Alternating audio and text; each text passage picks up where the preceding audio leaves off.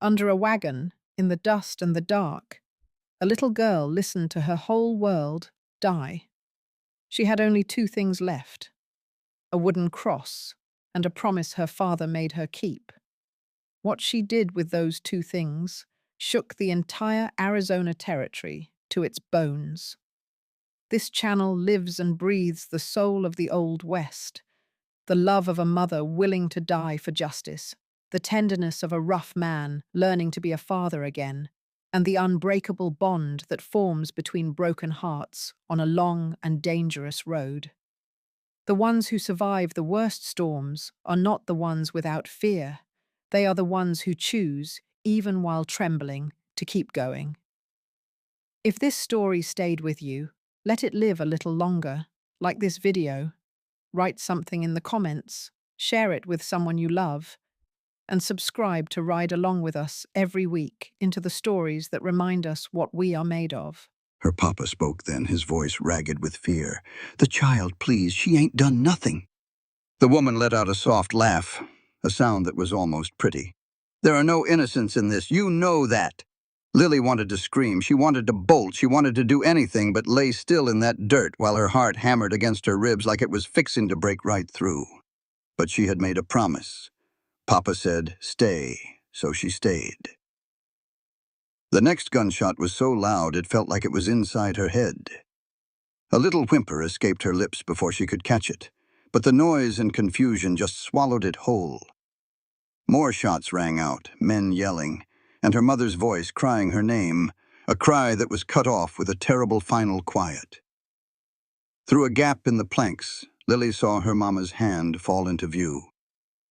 The morning sun flashed off her wedding ring, a quick glint of gold against the brown dust. The hand never moved again. Lily bit down on her own fist to stop from crying out, tasting blood and grit and pure terror. Heavy boot steps got closer to the wagon. A man's voice, rough and unsure. "Should we check under there?" Then the woman's voice, closer this time. A strong smell of perfume drifted down through the wood. Roses. It was a sweet, heavy smell that had no business being in a place full of death. "No, we need to ride. I hear horses from the east." Gunshots from far off echoed from another direction. The men cursed and scrambled onto their horses. In a heartbeat, there was nothing but the thunder of hooves fading away. Then that awful silence came back. The kind of silence that fills a world that has just ended while the sun was barely in the sky. Lily did as she was told. She stayed under the wagon. Minutes crawled by, or maybe it was hours. She had no way of knowing. Time wasn't working right anymore, stretching out long and then snapping back short. The sun got higher and hotter. The blood in the dust started to turn dark and crusty. Flies began to buzz loud in the stillness. She stayed because Papa told her to. After a while, she started humming. It was an old lullaby her mama used to sing. The little tune filled up some of the quiet and helped keep the screams locked down deep inside her. Her fingers found little pebbles in the dirt, and she started lining them up in rows. Anything to keep her hands busy, anything to stop thinking about that hand with the wedding ring that wasn't moving. The sun was almost straight overhead when she heard a horse. Just one this time, coming in slow and careful. A rider got down. The footsteps were gentle, measured. A man's voice, talking low to himself. "Dear Lord." More footsteps, the sound of heavy cloth being moved. Lily knew what he was doing without even looking. She knew he was covering them up, laying blankets over the people she loved, the people who would never get up again. The simple kindness of it made something inside her chest crack wide open. She just kept humming and arranging her little rocks, staying in her small, safe place because the world outside was too big and awful to think about. The footsteps came closer and stopped right by the wagon. There was a long pause, and then a man spoke, his voice real gentle. "Hey there, little miss. My name's Caleb. I'm here to help you." Lily didn't look up. She didn't stop humming. Her pebbles were making a pattern now, but she couldn't tell you what it was. The man named Caleb didn't get any closer or try to pull her out. When he spoke again, his voice was rough with something that sounded like sorrow and old anger all mixed together. "Can you come on out? It's safe now." Lily's hands stopped moving. Safe. That word felt like a lie. It felt like something that had stopped being true the second those riders came over the ridge. But she looked up anyway because his voice didn't sound like the men who did this.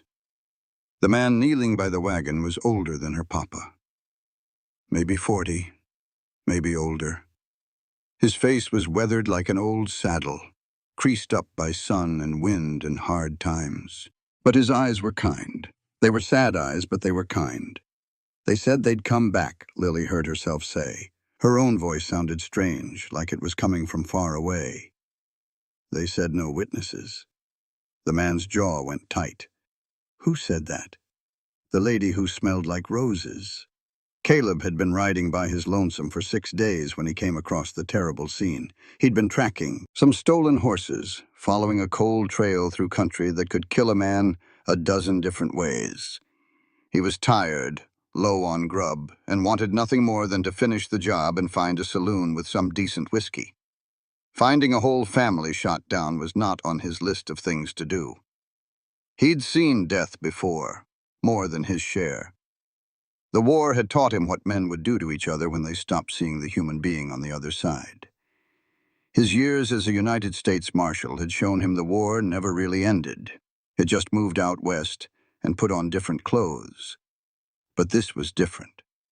6 people, put down with the cold precision of a business deal.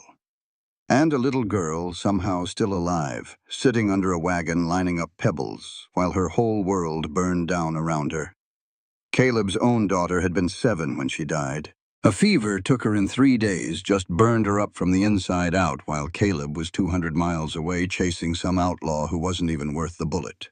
He got home to find his wife hollow-eyed and quiet, and a small pine box that felt impossibly light in his hands. Her name was Anna.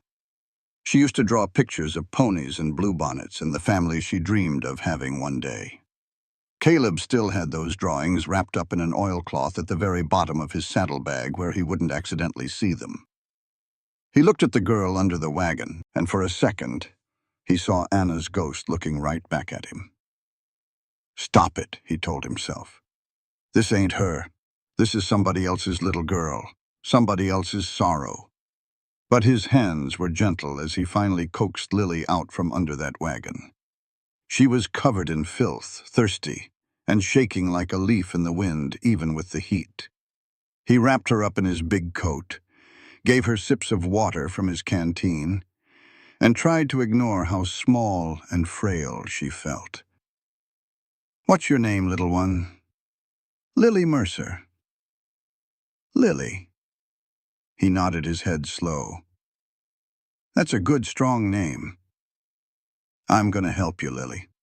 I promise you that." She just looked at him with those old eyes, eyes that had seen too much and aged a lifetime in a single morning. Promises, those eyes seemed to say, don't mean a whole lot anymore. Fair enough, Caleb thought to himself. He checked her over real careful. He couldn't see any cuts, just some bruises on her arms where someone had grabbed her, probably her papa pushing her to safety. There was no blood on her except for what she'd crawled through. All the real damage was on the inside, in places that wouldn't show for years to come. "Can you tell me what happened?" Lily's voice was flat, just laying out the facts to keep from feeling them. "They came at sunrise. 4 horses, maybe 5. I couldn't get a good count. Papa made me hide before I saw them all." Caleb waited. He'd learned that silence could get a person talking.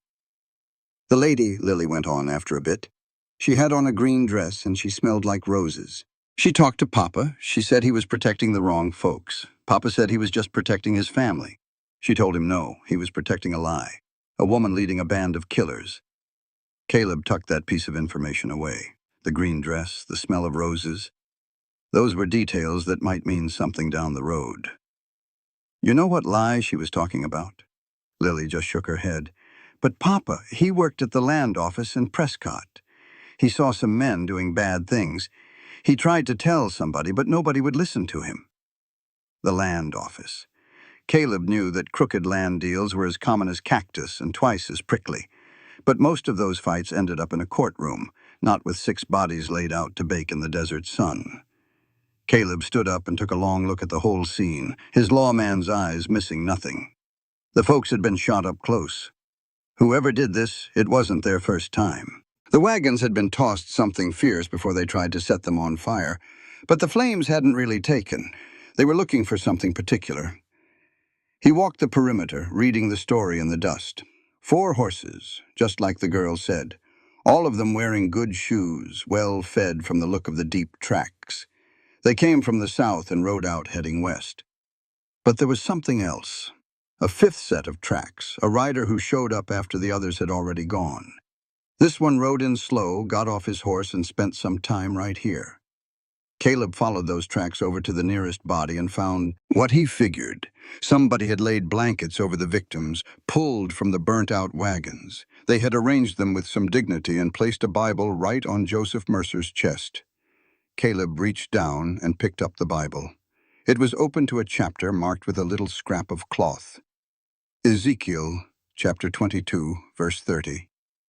I searched for a man among them who would rebuild the wall and stand in the gap before me for the land. Someone had thought enough of Joseph Mercer to give him his last rites, someone who understood what that man had been trying to do.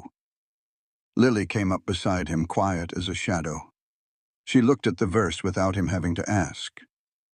She said, "Papa used to read that one. He told me it was about standing up when nobody else has the grit to do it." Caleb looked at the little girl, just 9 years old, and she was already reading scripture, seeing the meaning behind the words, and handling all this horror with a smarts that put a knot in his chest. "Your father was a good, brave man." Lily did not say a word. Her eyes just drifted off again, back to that quiet place inside where the pain could not get to her. Right then, Caleb made up his mind. The sensible thing to do was take her to Prescott, leave her with the sheriff, and be done with this whole ugly affair. But sensible and right are not always the same thing, and Caleb had spent 4 hard years learning that lesson. He had to find out who that mysterious 5th rider was. He had to know what Joseph Mercer was protecting, and he had to keep this small, tough little girl safe long enough to find out. "Lily," he said, his voice low, "did your papa have any friends? Folks he trusted?" Lily gave it some thought. "There was Uncle Isaiah, Mama's brother, but they had a big argument a long time ago. We did not see him after that."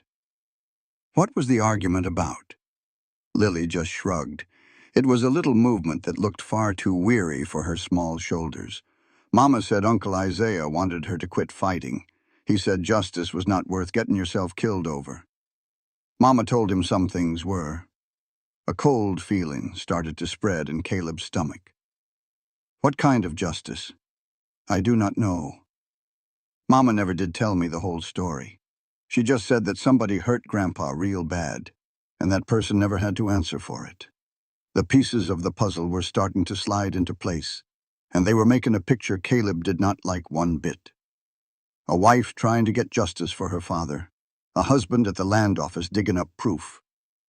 And now both of them are gone. Them are killed by men who knew their business and left nobody behind to talk. Only they did leave a witness. They just did not realize it yet. "We cannot go to Prescott," Caleb said. "Not right now." Lily's head shot up. "But why not?" "Because you heard that lady talk about a sheriff.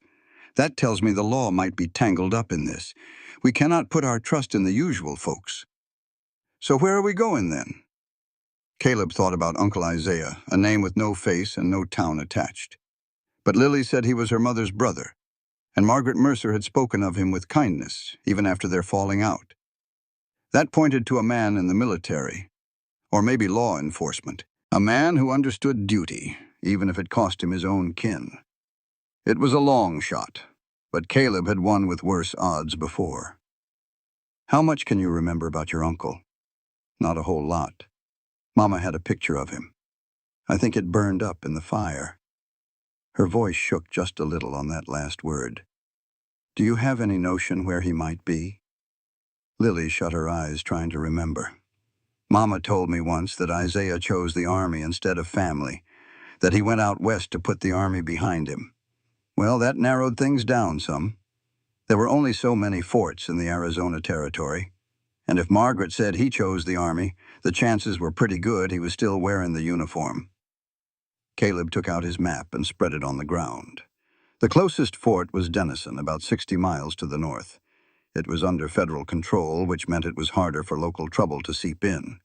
And if Isaiah Brennan was there, they might just find a safe place. Might being the important word. Can you ride a horse? Lily nodded her head. Papa taught me how. Then we ride. Caleb folded up the map.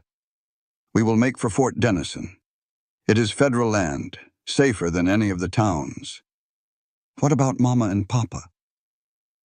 Caleb looked over at the still shapes under the blankets, at the Bible still sitting on Joseph's chest. Someone had already given them all the dignity this hard land would allow. Taking the time to dig proper graves would lose them precious hours they might not have. I will mark the spot. When all this is finished, we will come back for them. We will give them a proper place to rest. Lily's face was like stone. You could not read it when this is finished. You really think it is ever going to be finished? I think it has to be sooner or later.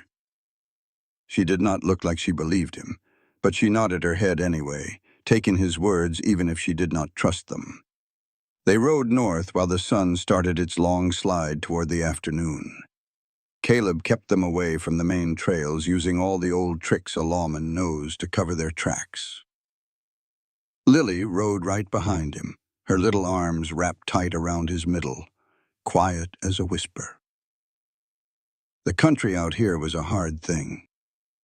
All red rock and dry brush, with a few juniper trees here and there offering a little bit of shade. The heat came up from the ground in wavy lines, making the horizon look like it was melting. Caleb's horse, a tough black gelding he called Soot, just kept plodding along with the kind of patience that comes from knowing that hurrying out here is a good way to die. They spotted the riders just as the sun was getting low. There were two of them just sitting their horses on a ridge a long way off. They were not coming closer, just watching. Caleb could not make out any details from that far, but he did not need to. The message came through loud and clear. We know right where you are. Lily's arms got tighter around his waist. Are those the men? Maybe. Caleb kept his voice steady and calm. Could just be some drifters. They are following us. She was a sharp kid. Yep, they are. What are we going to do? We are going to keep moving. If they want to watch, we will let them watch. As long as they keep their distance, we are all right. And if they stop keeping their distance, well, we will handle that when it comes. Lily was quiet for a spell. Then she said, You promise you will not leave me? The question landed a lot harder than it should have. Caleb thought about Anna and about the promise he broke without ever meaning to. He thought about how heavy words can be when you say them to a child who believes every single one. I promise. And this time he was fixin' to keep it. They made their camp down in a tight little canyon, hidden from sight. Caleb did not dare risk a fire. They ate cold jerky and hardtack, and drank water that had the taste of iron and dust. The stars started to pop out one by one, burning impossibly bright in that pitch-black sky. Lily sat with her back propped against a big rock, still holding on to that little wooden cross. In the starlight, her face looked like it was carved out of rock.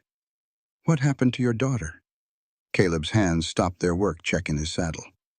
How did you know I had a daughter? You look at me the same way Papa used to look at me. Sad and a little bit scared. Caleb let out a long, slow breath. Sharp did not even begin to describe this little girl. Her name was Anna.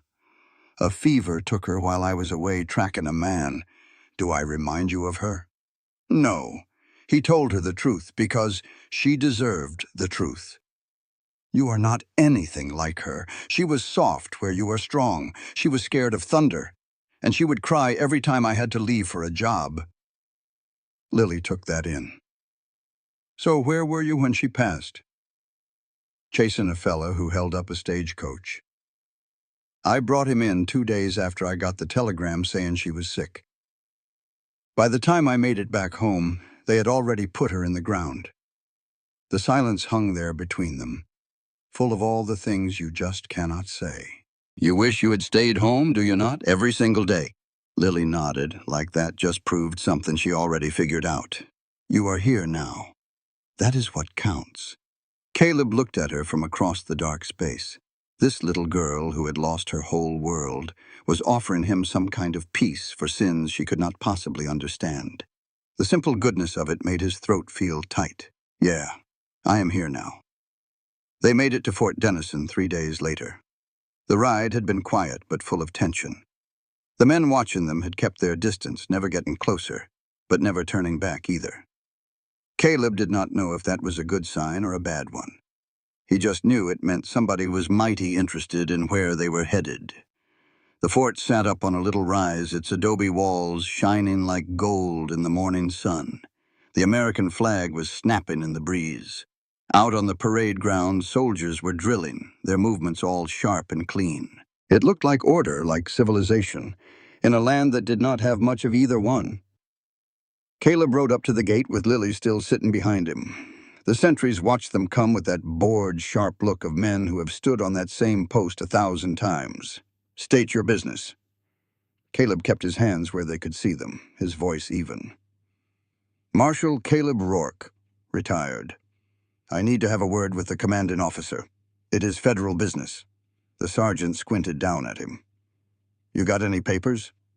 Caleb pulled out his old badge. It was tarnished, but you could still see the federal seal. The sergeant looked it over, then his eyes moved to Lily with a bit more interest. What is the nature of this federal business? A massacre. 6 people dead, 1 child who saw it all. I need to speak with a Captain Brennan. The sergeant's whole face changed. Something flickered in his eyes. Was it recognition or worry? He spoke low to another soldier, then looked back at Caleb. You wait right here. They waited in the dusty yard while runners scurried off. Other soldiers walked by, throwing curious looks at the trail-worn man and the little girl who sat so still it did not look natural. Caleb was counting the ways out, checking the sight lines, and making a list of any possible trouble. They were old habits.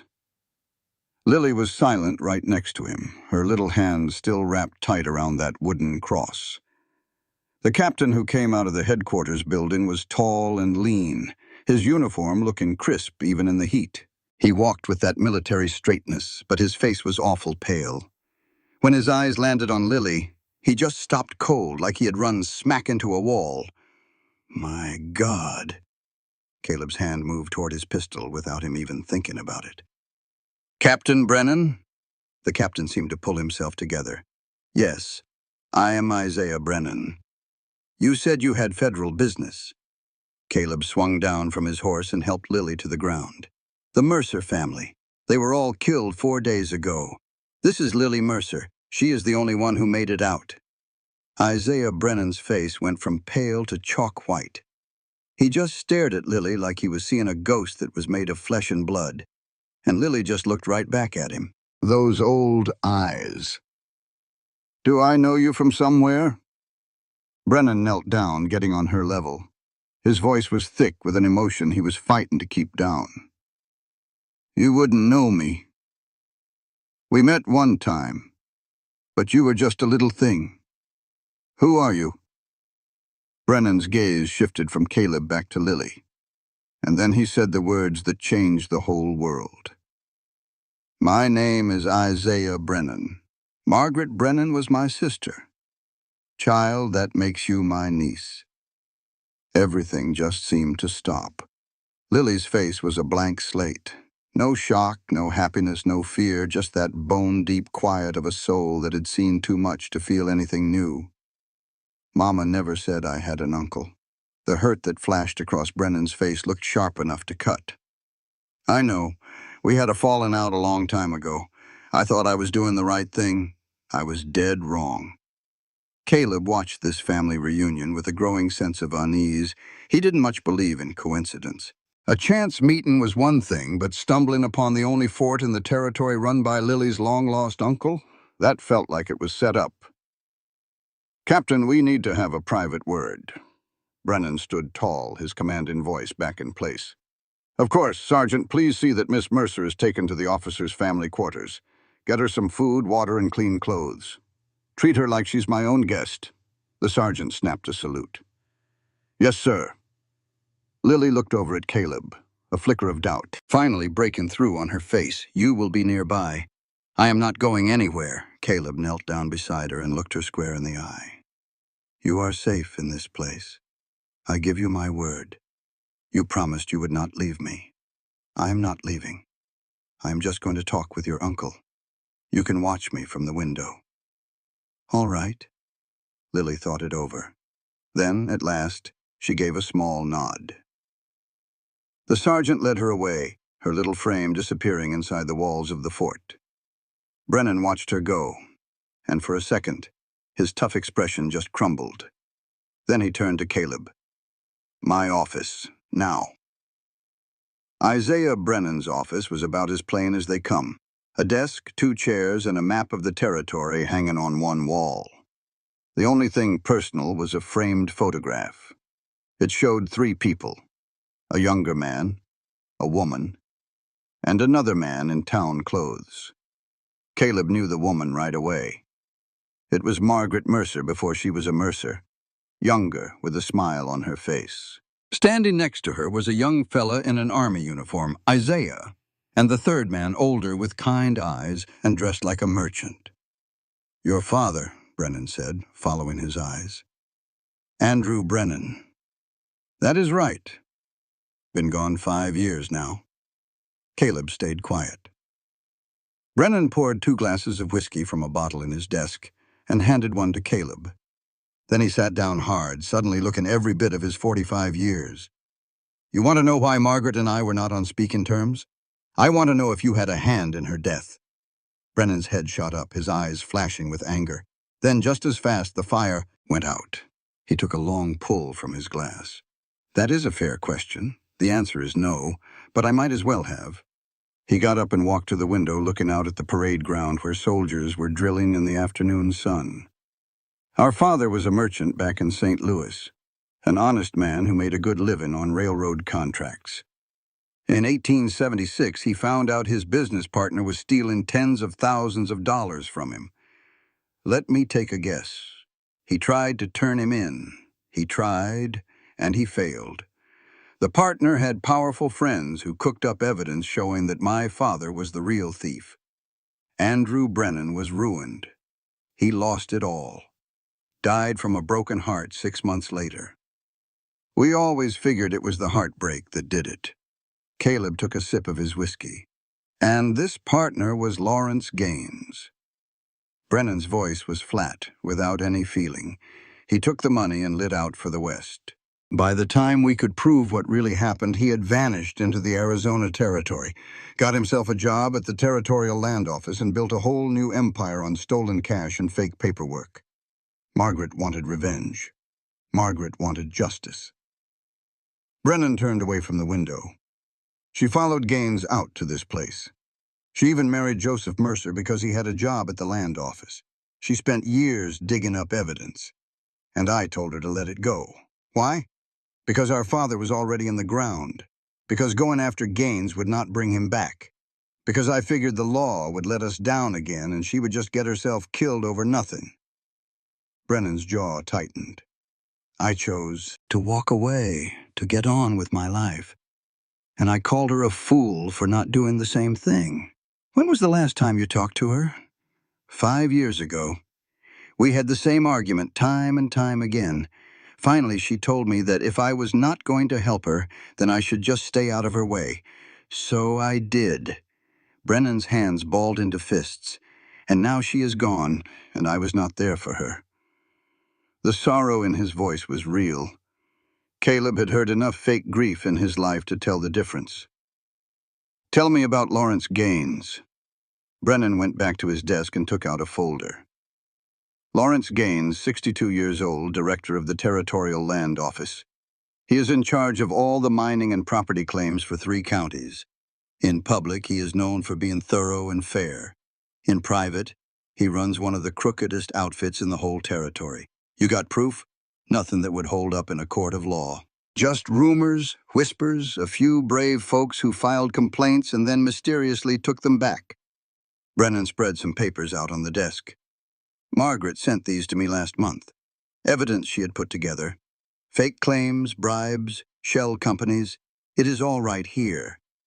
Then why did she not press charges? She tried. The federal prosecutor is bought and paid for by Gaines.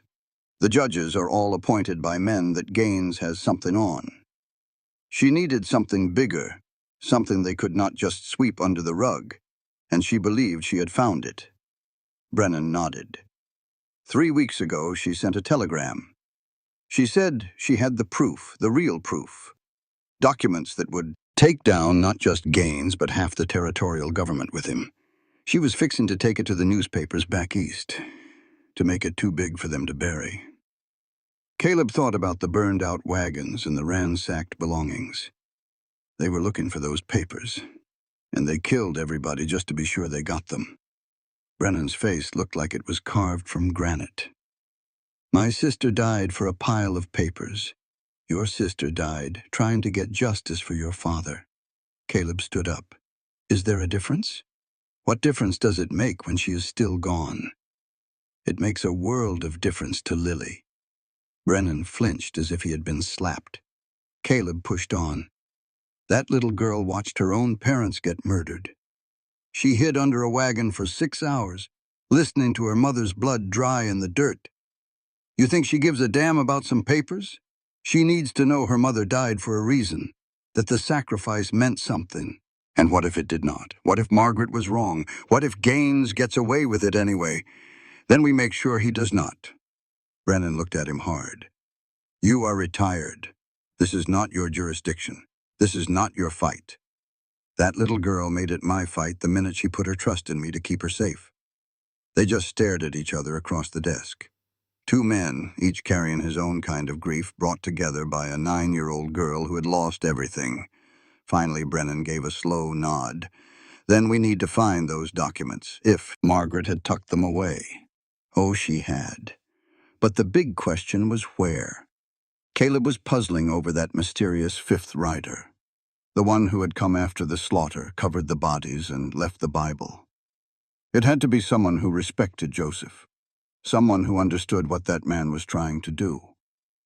And maybe, just maybe, they knew where Joseph had hidden the proof. There was another soul involved in this, a person who showed up after the shooting was done. They covered the dead and left a holy book. Brennan's eyes got sharp. You saw the evidence, fresh tracks. And the Bible was left open to a certain page like it was sending a message. What was the passage? It was from Ezekiel, the part about standing in the gap. Brennan paused, choosing his next words carefully. Well, that was Joseph's favorite scripture. He'd say it whenever folks told him to give up the fight. So, whoever left that book knew Joseph well, knew his heart, and could be the key to finding what he hid. They shared a look, the pieces finally starting to fit. The question is, Caleb said softly, are they trying to help us find it, or are they warning us to stay clear? Before Brennan could even think of an answer, a knock landed on the door. The sergeant stepped in and gave a salute. Sir, we have riders coming in from the south, 4 of them, and they are flying a white flag. Caleb and Brennan traded a look. 4 riders. Let them in, Brennan commanded, but you tell the men to stay on their toes. The sergeant saluted again and went out. Caleb checked the cylinder on his revolver, a motion so familiar he didn't even notice he was doing it. Brennan did the very same. They stood there and waited. The woman who walked through the door carried herself with grace, even in her trail-worn clothes. She looked to be in her late 30s, with dark hair tied back in a simple, no-nonsense bun. She had on a green dress that was coated with dust from her journey, and a faint smell of roses followed her into the room. Caleb's hand instinctively went to his pistol. The woman offered a smile. It was a cold thing that never touched her eyes. "Captain Brennan, I appreciate you making time for me. My name is Vivian Gaines. I have reason to believe you are holding something that belongs to my family." Lily saw it all from her window. She watched the woman in the green dress step into the fort. Even from that far off and after 4 long days, she knew that walk. It was confident and sure, like death itself had decided to stand up and move. The Lady of the Roses was here, at the fort, and Lily knew with the awful certainty of a child who had learned too much too soon that no place was ever truly safe. She understood that the monsters were very real, and they never stopped their hunt just because you found a wall to hide behind. She gripped the little wooden cross around her neck and whispered a prayer her mama taught her. Down in the office, Caleb Rohr met Vivian Gaines's smile with a stone-cold stare and a hand resting on his gun. He knew right then and there that the real storm was just starting to gather. The little girl lost in the dust had found her voice. Now she needed her justice. And Caleb Rohr, who felt he had already failed one daughter, made a silent promise he would not fail another, no matter the price. Vivian Gaines filled the doorway of Captain Brennan's office like she wasn't just there to visit, but to foreclose on the whole fort. Her green dress carried the dust of a long road, but she wore it with a certainty that came from a life without questions. Her dark hair was pulled back tight, showing off a face that could have been pretty if it weren't carved from ice. The smell of roses walked in ahead of her, a calling card of sorts. Caleb kept his hand resting on his gun. Every fiber of his being, sharpened by years of tracking hard men, screamed that he was looking at something far more dangerous. This was a woman who'd kill a man as easily as you'd shoo a fly. Captain Brennan got to his feet, his posture ramrod straight. "Mrs. Gaines, we were not expecting you, were you not?" Vivian's smile was a polished, perfect thing. "I would think my being here makes perfect sense. You are holding on to federal evidence. I am here to collect it." "Federal evidence?" Brennan echoed the words. "And what evidence might that be?" Vivian's gaze slid over to Caleb, sizing him up with the practiced eye of a predator.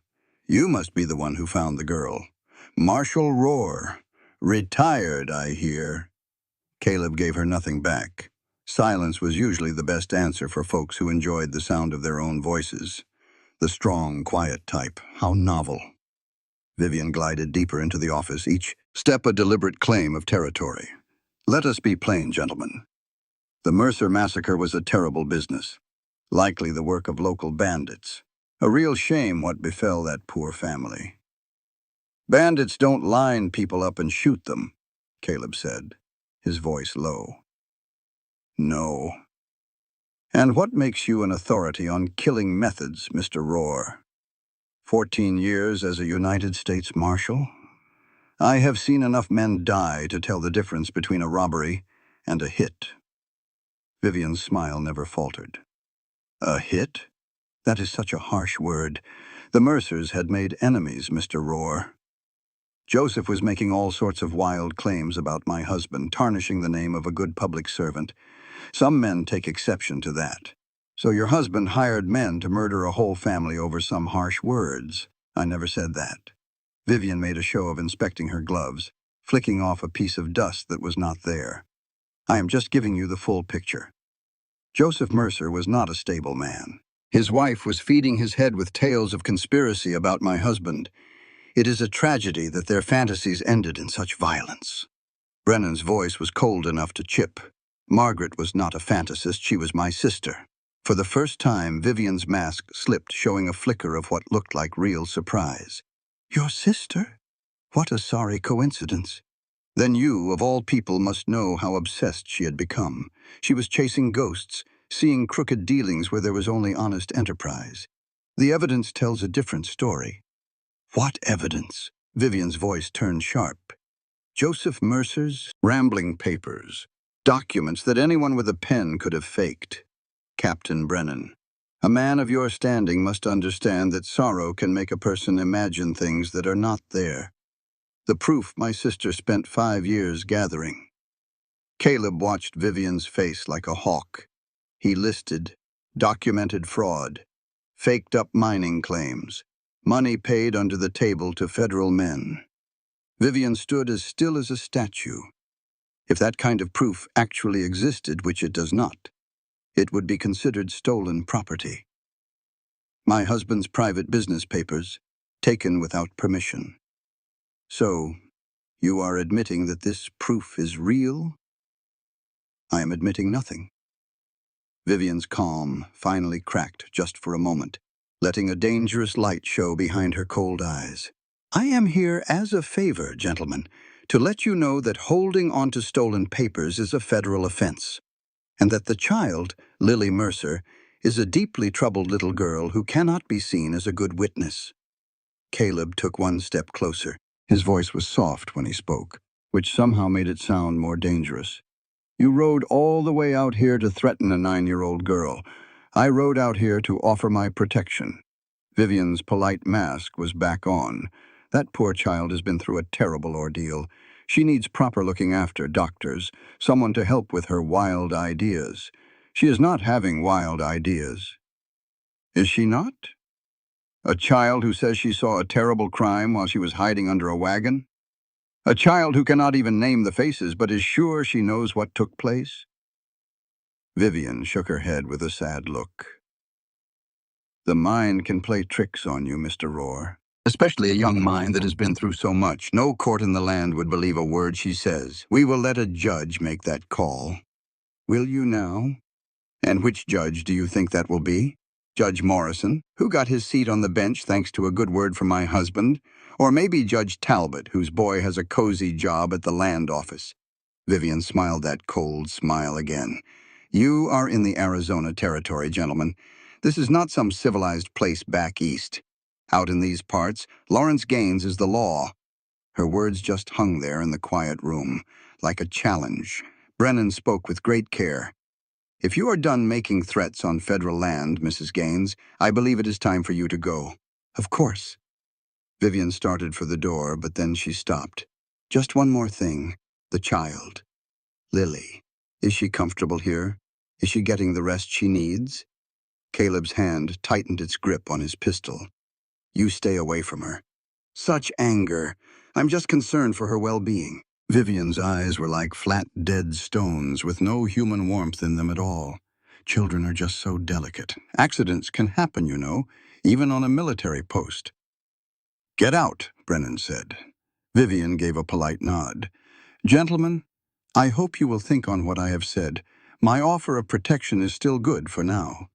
She left, but the smell of roses stayed behind like a lingering promise of trouble. Caleb did not speak until he heard her footsteps fade away. She knows, he said. She knows we do not have the evidence. Brennan nodded, his face grim. Which means she is still out there looking for it. And she will get rid of anyone who stands in her way, including Lily. Especially Lily. That little girl is the only one who can... We had to put Vivian at the scene of the crime. As long as she was breathing, Vivian was a thread left loose. Caleb went to the window, watching Vivian swing up onto her horse in the courtyard down below. 3 men were waiting on her, all of them armed, all of them staring at the fort with the patience of hungry coyotes. We have got to find those papers before she does, and we have to keep Lily safe while we are looking. Caleb turned away from the window. There is something else. She made a point to mention Judge Morrison and Judge Talbot like she wanted us to know just how far up the rot goes. She was showing her strength, trying to make us believe there is no use in fighting back. Is there? Brennan's jaw went tight. No, but this is going to be a whole lot harder than I figured. A knock on the door cut them off. Brennan's wife came in, a woman in her late 30s with smart eyes and working hands. She looked from one to the other, sizing up the tension right away. Constance Brennan said, "This is Marshal Rohr. Rohr, this is my wife, Constance." Constance. Brennan gave a nod to Caleb, then looked at her husband. The little girl is asking for Mr. Rohr. She is refusing to eat until she lays eyes on him. Caleb felt a knot tighten in his gut. I will go on up to her. I will come with you, Constance said. We ought to talk about how to care for her. They left Brennan with his maps and his guilt, climbing the stairs to the family's living quarters. Constance walked with the sure-footed stride of a woman who knew her own mind. "She is scared," Constance said in a low voice, trying her best not to let it show, but she is terrified. She watched her own parents get murdered. "I know, and now she is in a place she does not know with folks she has never met. You're the only thing that feels familiar to her. I am not her father. No, but you are the man who found her, the one who brought her somewhere safe. That means the world to a child." They got to the quarters. Constance knocked gently on the door before she went inside. Lily was sitting on a bed that was way too big for her little body, still holding tight to that wooden cross. They had cleaned her up and given her new clothes, but her eyes had that same far-off, haunted look. When she saw Caleb, her whole face softened with relief. "You came back." "I promised I would, did not I?" Caleb pulled a chair up close to the bed. "How are you holding up?" Lily thought about that question with a seriousness that was unsettling. "The lady with the roses was here. I know you saw her from the window." Lily's fingers fidgeted with the cross. She walked around like she owned the whole world, like nobody on earth could ever touch her. Constance sat down on the other side of the bed. "Did you recognize her voice?" Lily nodded her head slowly. "She is the one who said there are no innocents, the one who told them to do it." Caleb and Constance shared a look.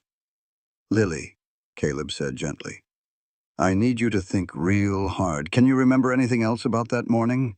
Any other little things?" Lily squeezed her eyes shut. Caleb watched her face, saw her pulling back into that memory. It felt like a long time before she spoke again. "There were 5 horses, not 4. I said 4 because I only counted 4 before Papa made me go hide, but I heard 5. 5 riders. That was one more than Viven had with her at the fort." "The 5th one," Lily went on, her eyes still closed. "He came later, after all the shooting had stopped. I heard the horse. It sounded different, heavier, and the rider. He walked different, slower, like he was taking a good long look at everything. That was the person who covered the bodies," Caleb said. Lily opened her eyes. "He put Mama's hands together like she was praying, and he put Papa's Bible right on his chest like someone who cared." Caleb tucked that piece of information away. "Do you remember anything else? Any voices?" Lily frowned. "There was talking before the shooting started. The lady with the roses said you were supposed to destroy the records. Papa said I kept them as insurance against people like you." "Records," Constance said, "the proof Margaret collected." Lily kept going. "Papa said something else. He said, 'Even if you kill me, the truth is already safe. Someone else knows, someone you will never find.'" Caleb's heart started to beat a little faster. "Someone else has the evidence, or at least knows where it is hidden." Lily looked between the two of them. "What does that mean?" "It means your father was a whole lot smarter than Viven gave him credit for." Caleb squeezed her small hand. He made sure the truth would get out, even if he did not. "But who would he have trusted?" Constance asked. "If the law is crooked, if the judges are bought and paid for, who could he turn to?" Joseph turned to Brennan, who had appeared in the doorway. "I think I might know." They all met in Brennan's office again. But this time Constance was there too. She listened while her husband told them what he knew. Margaret's letters mentioned a priest. Brennan laid some papers out across his desk. "Father Domingo Salazar runs a little mission church about 20 miles south of the Mercer Ranch. Joseph and Margaret went to services there." "A priest makes sense," Constance said. "He is bound by the seal of confession. They could not force him to testify, even if they threatened him. And he would be someone Joseph trusted completely." Caleb looked at the map, 20 miles south. "That is close to where the tracks from that 5th rider started." Brennan nodded. "I am sending a patrol out to the mission tomorrow. The official story is that they are checking on the well-being of the congregation. The real reason is to have a talk with Father Salazar. I ought to go with them. You are not a soldier. I am the one Lily trusts. If that priest has the evidence, He is going to want to know she is safe before he hands anything over. Brennan thought about it. Fine, but you are taking Sergeant Cooper and 4 men. This is not up for discussion. Agreed. Constance spoke up. What about Vivian? She will be watching this fort. Let her watch. Brennan's voice was like stone. She threatened a child on federal land. That gives me all the reason I need to keep her away. She will not get within 100 yards of Lily, and when you leave, Constance looked right at Caleb. When you go out to the mission, Lily stays right here. Caleb met her gaze. With you. Constance nodded her head slowly. I was a nurse during the Apache campaigns. I know my way around a rifle, and I know how to protect the people I care about. The steel in her voice was the very thing that made Caleb trust his gut about this place. Fort Dennis might have corruption all around it, but inside these walls there were still good people who believed in doing the right thing. The next 3 days settled into a routine. Caleb spent his mornings with Lily, teaching her things his own daughter Anna never got old enough to learn. How to read the weather from the clouds, how to find your way by the sun, how to move through a room without making a sound. Lily took it all in with that same unnerving focus. She did not smile much, did not show much of anything except that quiet, watchful calm. But every now and then, when Caleb told her she learned something fast, he would see a little spark of pride, just a peek at the child she could have been if the world had not snatched her childhood away. He spent his afternoons with Brennan, digging through Margaret's papers, tracing connections, building a case that might just stand up in a courtroom if they could ever find an honest one. The evenings were for quiet talks with Constance, who had taken to Lily with the fierce protectiveness of a woman who had always wanted children but never had any. It was on that 3rd evening that Constance told Caleb the truth. They sat on the fort wall, watching the sun paint the desert with shades of orange and red. Down below, soldiers were at their drills while the flag snapped and popped in the evening breeze. I cannot have children, Constance said. Just like that. 3 pregnancies, and I lost them all before the 4th month. I am sorry. Do not be. It is an old hurt now. Constance watched Lily playing a game of chess with one of the younger soldiers in the courtyard. But when I look at that child, I feel something I have not felt in a very long time. Hope, a purpose. Constance gave a small smile. Isaiah feels it too, though he would die before he said it out loud. The guilt he carries for failing Margaret is eating him up inside. Protecting Lily, this is his shot at making things right. What if we cannot protect her? Caleb finally said, the fear that woke him up at 3 in the morning. What if Vivian is right and the whole system is too rotten to fix? Then we burn the system down. Constance's voice was calm, but her eyes were like flint. My father was a Union officer. He fought at Shiloh. He taught me that some fights you take on because losing is a whole lot worse than dying. You sound like Margaret. I wish I had gotten to know her.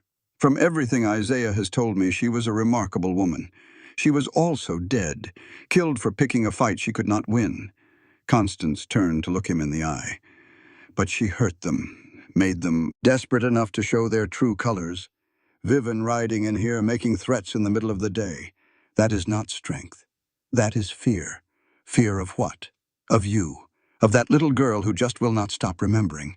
Of the truth that Margaret spent 5 years writing down. Constance pointed down at Lily. That child is 9 years old, and she is already braver than most grown men I have ever known. You think she is going to quit just because someone threatens her?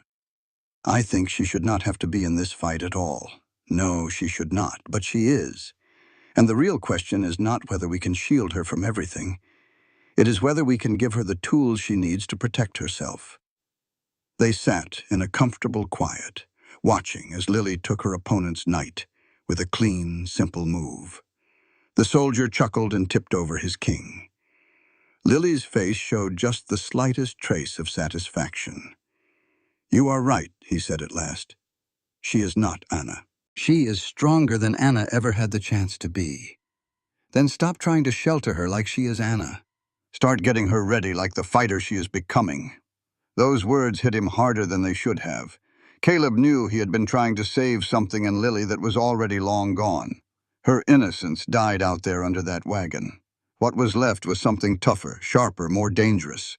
something that might just be strong enough to survive.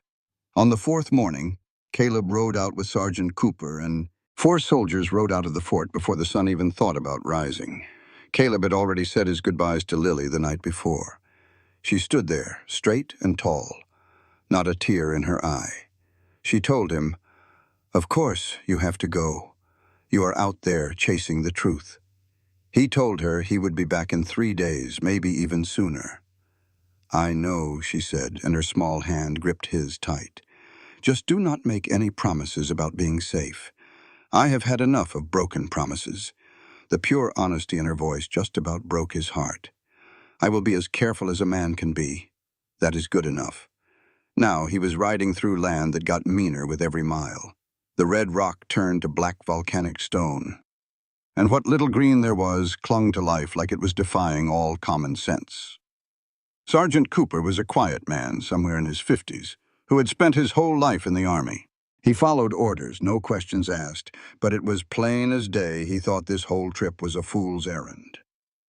"Marshal," Cooper said when they paused to let the horses drink, "do you honestly believe some priest is just going to hand over that evidence to a bunch of strangers?" "Not to strangers," Caleb answered. "To a man who can prove Lily is safe. And if the priest does not have it, then we have just wasted 3 good days. But I do not think we have." Cooper just grunted. "In my experience, when regular folks get themselves tangled up in corruption cases, they wind up dead. I am just saying." Joseph and Margaret knew what they were getting into. "Did they now?" Cooper said, checking his rifle. "Begging your pardon, sir, but there is knowing about a risk, and then there is truly understanding it. Most people figure they are brave right up until the moment of truth. That is when they learn something different about themselves. You think they were cowards? I think they were everyday people playing at being soldiers, and they got themselves killed for it." Cooper's voice went a little softer then. "That little girl, though, she has got some grit. I saw her yesterday watching the men drill, taking it all in, making notes in her head. She is a survivor. She is only 9 years old. Age does not mean a thing. I have seen grown men crumble under less pressure than she is facing. But she has not broken. That counts for something." They made it to the mission around the middle of the afternoon. It was a little adobe building, worn down by years of unforgiving sun and wind. A simple wooden cross on top let you know it was a house of God. Some chickens were scratching around in the dusty yard, and a small garden was putting up a brave fight against the heat. Father Domingo Salazar came out as they swung down from their horses. He looked to be about 60, with a face full of lines that told stories of hard years and even harder choices. His black robe was faded but spotless. His eyes were sharp as a tack. "Soldiers," he said to them, "welcome. We do not get many folks visiting from the fort." "Father Salazar," Cooper said, "we are here on official business. This here is Marshal Caleb Rohr." The priest's face did not change one bit, but Caleb saw a flicker of knowing in his eyes. "Marshal Rohr, I have heard that name. You are the one who found the Mercer child." "I am. She is safe back at Fort Denison. Is she now?" Salazar waved a hand toward the church door. "Why do we not talk about this inside?"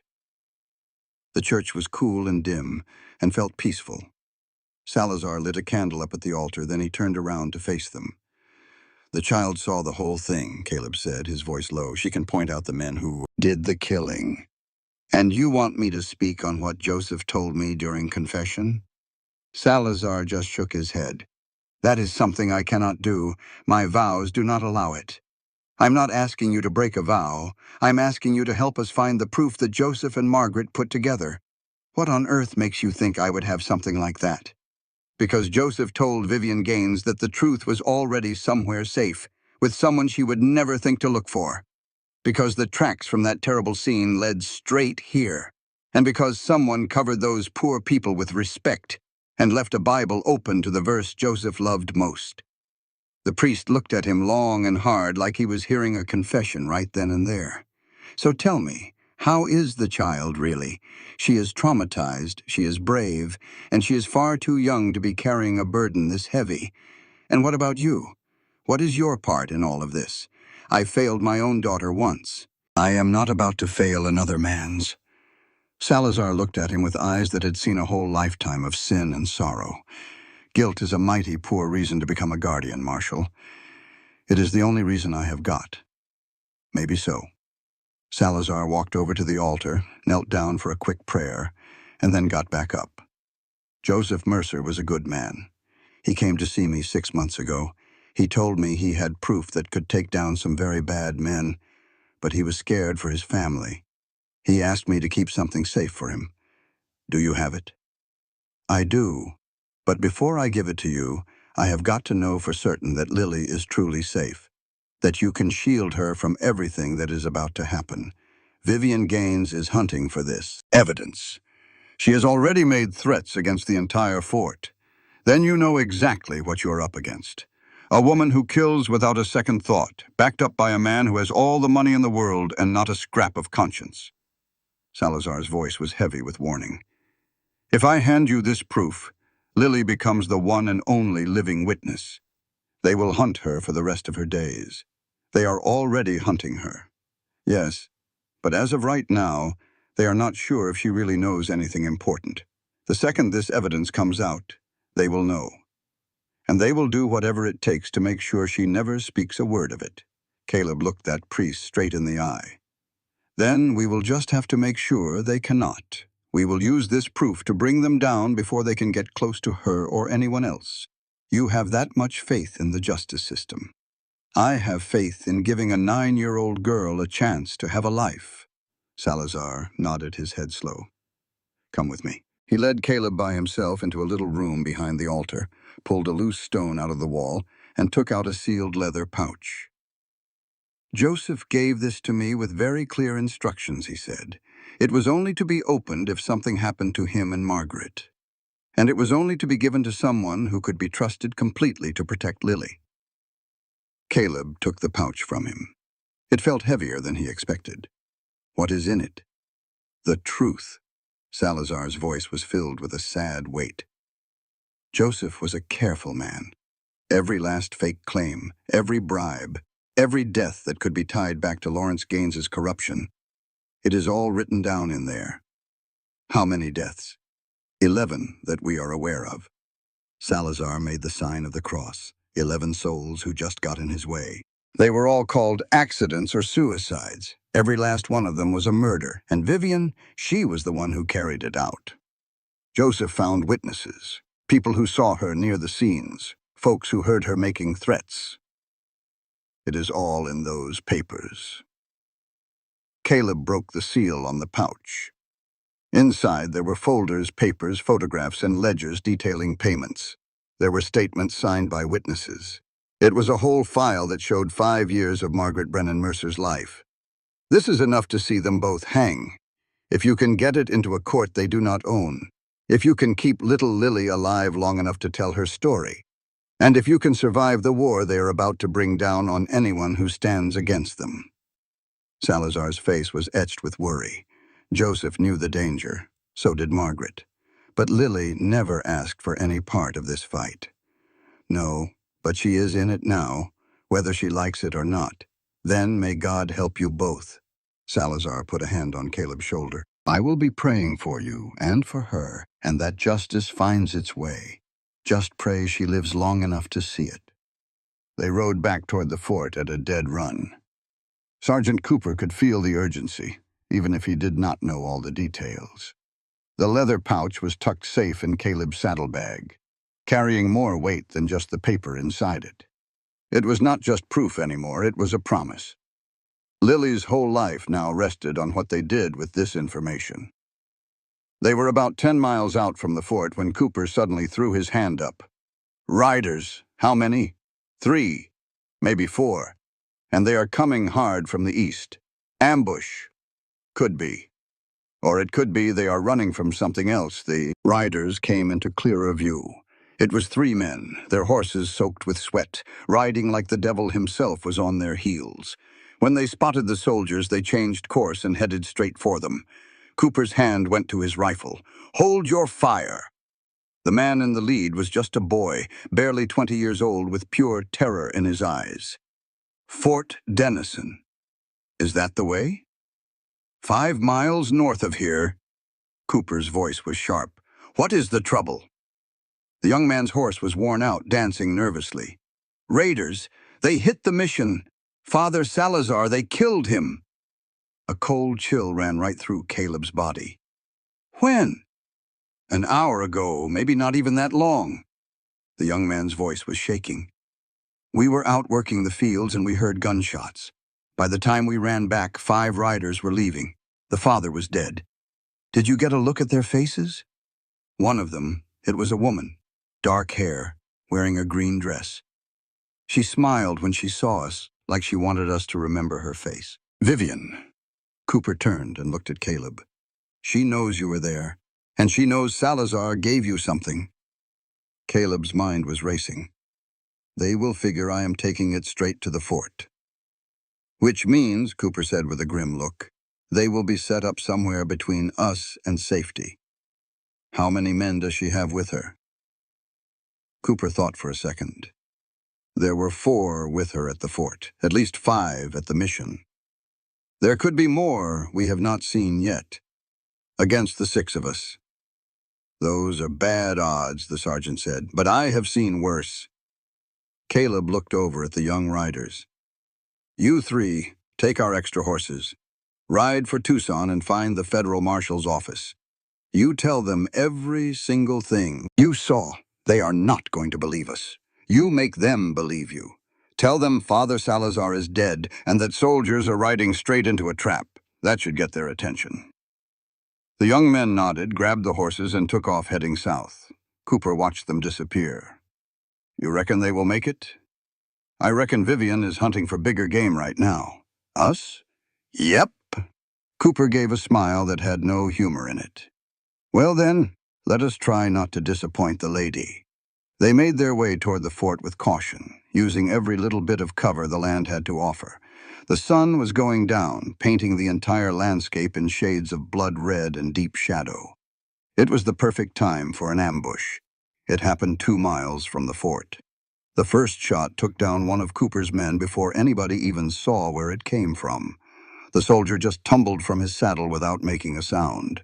The second shot went wide as they all scattered for cover. Caleb spurred his horse toward a jumble of rocks. Cooper and the other soldiers were right behind him. They set up a tight defensive circle with their rifles at the ready. How many of them? Cooper asked. At least 4. Caleb had just caught a glimpse of a muzzle flash. They picked a good spot. They have got the high ground on us, so we will just wait them out. They know we have what they are after. Sooner or later, they will come to us, or they will wait for us to make a mistake. The standoff dragged on. Minutes felt like an hour. The sun finally kissed the horizon. The coming darkness would offer new advantages to both sides. Then a voice called out from the rocks above them. Marshal Rohr, let us have a little talk. And Vivian Gaines stepped out from behind a rock looking as confident as could be, even though she was well within rifle shot. She was standing up on a big rock, a dark shape against the setting sun. Caleb stayed behind his cover. We have got nothing to discuss. I beg to differ. You are holding on to something that is mine, and I want it back. It was never yours to begin with. We are just splitting hairs now. Vivian smiled. Now, this is how this is going to go. You are going to hand over that pouch. If you do, I will let you and these soldiers here ride on back to the fort. Nobody else has to get hurt today. And Lily, that child is disturbed and needs real medical care. I will make sure she receives it. You mean professional care like a shallow grave? You hurt my feelings, Marshal. I have no problem with a 9-year-old girl. My only concern is that stolen papers are returned to the man who rightfully owns them. Your husband faked every one of those papers. You can try to prove that in a courtroom with your judges and your lawyers. Go right ahead. Right. Vivian's voice was full of scorn. Or you can face the facts. Lawrence Gaines owns this whole territory. You can choose to fight him and die, or you can choose to walk away from this and live. I have heard that talk before. It comes from every crooked official who figured that power made them bulletproof. And tell me, How many of them are still around? Fewer than you might imagine. Vivian's smile vanished. This is your last chance, Marshal. The papers. Now. Caleb's answer was to lift his rifle to his shoulder. The response came in a heartbeat. Gunfire erupted from several spots. Caleb and the soldiers fired back, their shots controlled and on target. One of Vivian's men crumpled to the ground. Another man scrambled for cover, hit but not down, but they were still on the losing end of the numbers. Cooper cussed as a bullet sang past his arm. "We cannot hold them here. Do not have to." Caleb gestured with his head toward the fort. "They can see the muzzle flashes. Help is on its way, if it gets here in time. Then we will buy some time." Caleb pulled the leather pouch free and held it up so Vivian could not miss it. "You want this? Come and get it." He threw it, not at Vivian, but into the open dirt between them. The result was immediate. Vivian's men broke from their cover, all of them lunging for that pouch. It gave Cooper and his men clear shots. 2 more of her hired guns dropped. In the middle of the chaos, Vivian herself got to the pouch, scooped it up, and fell back behind a rock. Caleb watched her disappear, a cold feeling of satisfaction settling in his gut. Cooper stared at him. "You just gave her the proof." "No, I gave her a good story." "What?" Caleb tapped his coat pocket. "The real proof is right here. What I tossed out there was a pouch full of blank paper." Cooper started to laugh, even with bullets still flying. "You are a sly devil. I learned from chasing slyer devils." The shooting started to die down. Vivian's remaining men were falling back, covering her escape. Far off, Caleb could make out riders coming from the fort. Brennan had seen the fight. Vivian appeared one last time, holding the pouch high. Her face, even from that distance, was a mask of pure rage. When she tore it open and saw the blank sheets, her scream carried across the quiet desert. "This is not over, Roar. I never figured it was." She spurred her horse into the growing dark, what was left of her crew right behind her. Caleb watched them go, knowing this was just the start of things. Brennan rode up with 20 soldiers. His face was grim as he took in the scene. 1 dead, 3 wounded, Cooper among them. What happened? An ambush. Vivian was after the evidence. Caleb handed the real pouch over to Brennan. "I did not give it to her." Brennan opened the pouch and looked through the papers inside. The color drained from his face. "My lord, this is all of it. Everything Joseph and Margaret gave their lives to keep safe. We have to get this to somebody who can act on it. Somebody Gaines does not own." Brennan nodded, thinking hard. "I know a man, a federal prosecutor over in Santa Fe. He is straight as an arrow, and he loves going after corruption cases. How long will it take to get there?" 3 days of hard riding. Then we best get moving before Vivian can pull herself back together. They rode back to the fort in a tight group, watching for another attack. But nothing came. Vivian was off licking her wounds and figuring her next play. Lily was at the gate when they rode in. She saw the look on Caleb's face and knew right away that something had turned. "You found it. We found it, and it is enough." A look of real hope, the first Caleb had ever seen on her, lit up Lily's face, enough to make them pay, enough to try. They all met in Brennan's office. Caleb, Brennan, Constance, and Lily. The papers were laid out on the table like they were already in a courtroom. Lily looked them over with that serious way she had. She could not read all the fancy legal words, but she got the gist of it. These are the men Mama was fighting. Yes. And now we have the proof. We have proof. The real question is what we do now. We take it to a judge, Lily said, just like Mama wanted. Brennan shook his head. Every judge in Arizona is in someone's pocket. Then we find another place. Lily's voice was as steady as a rock. We go to Santa Fe, to that honest prosecutor you were talking about. That is a 3-day ride through dangerous country, Constance said, with Vivian and her men looking for us. So we do not run. Lily looked at each of the grown-ups. We fight. You are 9 years old. I am the witness. Without me, these are just papers. Lily laid her hand on the documents. But with me, with what I saw, it becomes proof. Caleb felt a swell of pride mixed with a whole lot of fear. She is right. She is a child, Brennan argued. I am the child they already tried to kill. Lily's eyes were like hard stones. I am the child who is not going to let her mama and papa die for nothing. So we are doing this. The only thing to decide is if y'all are brave enough to help me. The room was dead quiet for a long moment. Finally, Constance spoke up. I will go with you. 3 heads whipped around to look at her.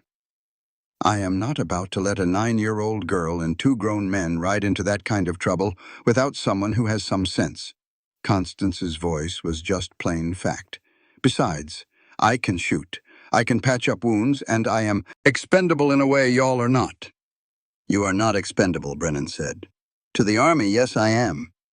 Constance gave her husband a small smile. But to that little girl, I might be just what she needs. A mother figure, someone who knows that being brave does not mean you are not scared. It means you are scared to death and you do the right thing anyway. Lily walked over to Constance and took her hand. Will you teach me how to shoot?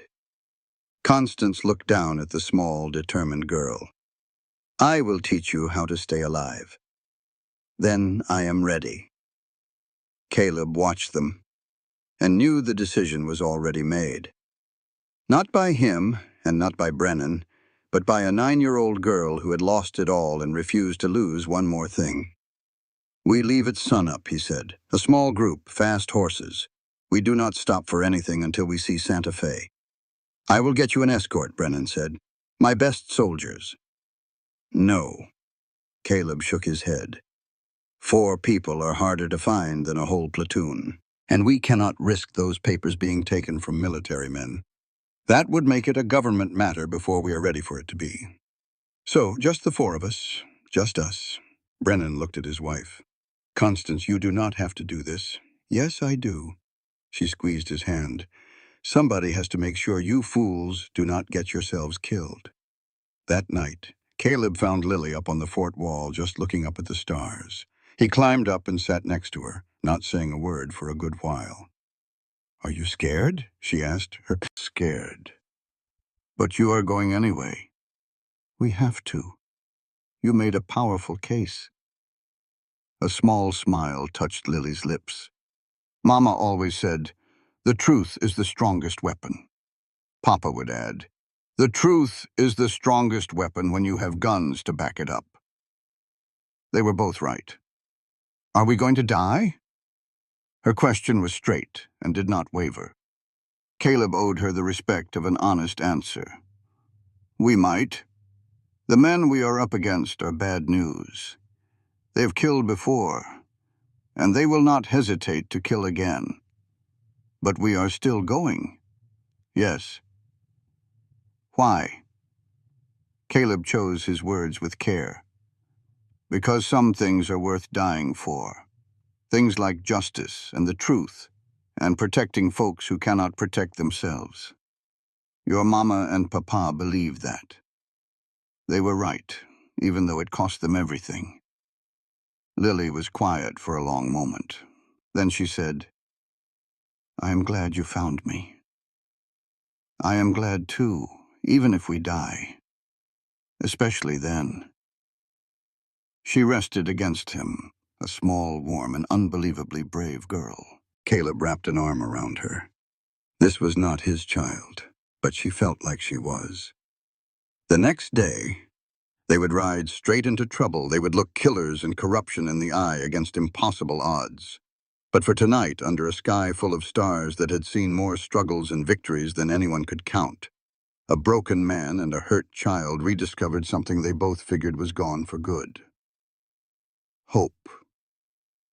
And out in the dark, beyond the safety of the fort, Vivian Gaines was plotting her revenge, not knowing that the thing she should fear the most was not a stack of papers or a testimony.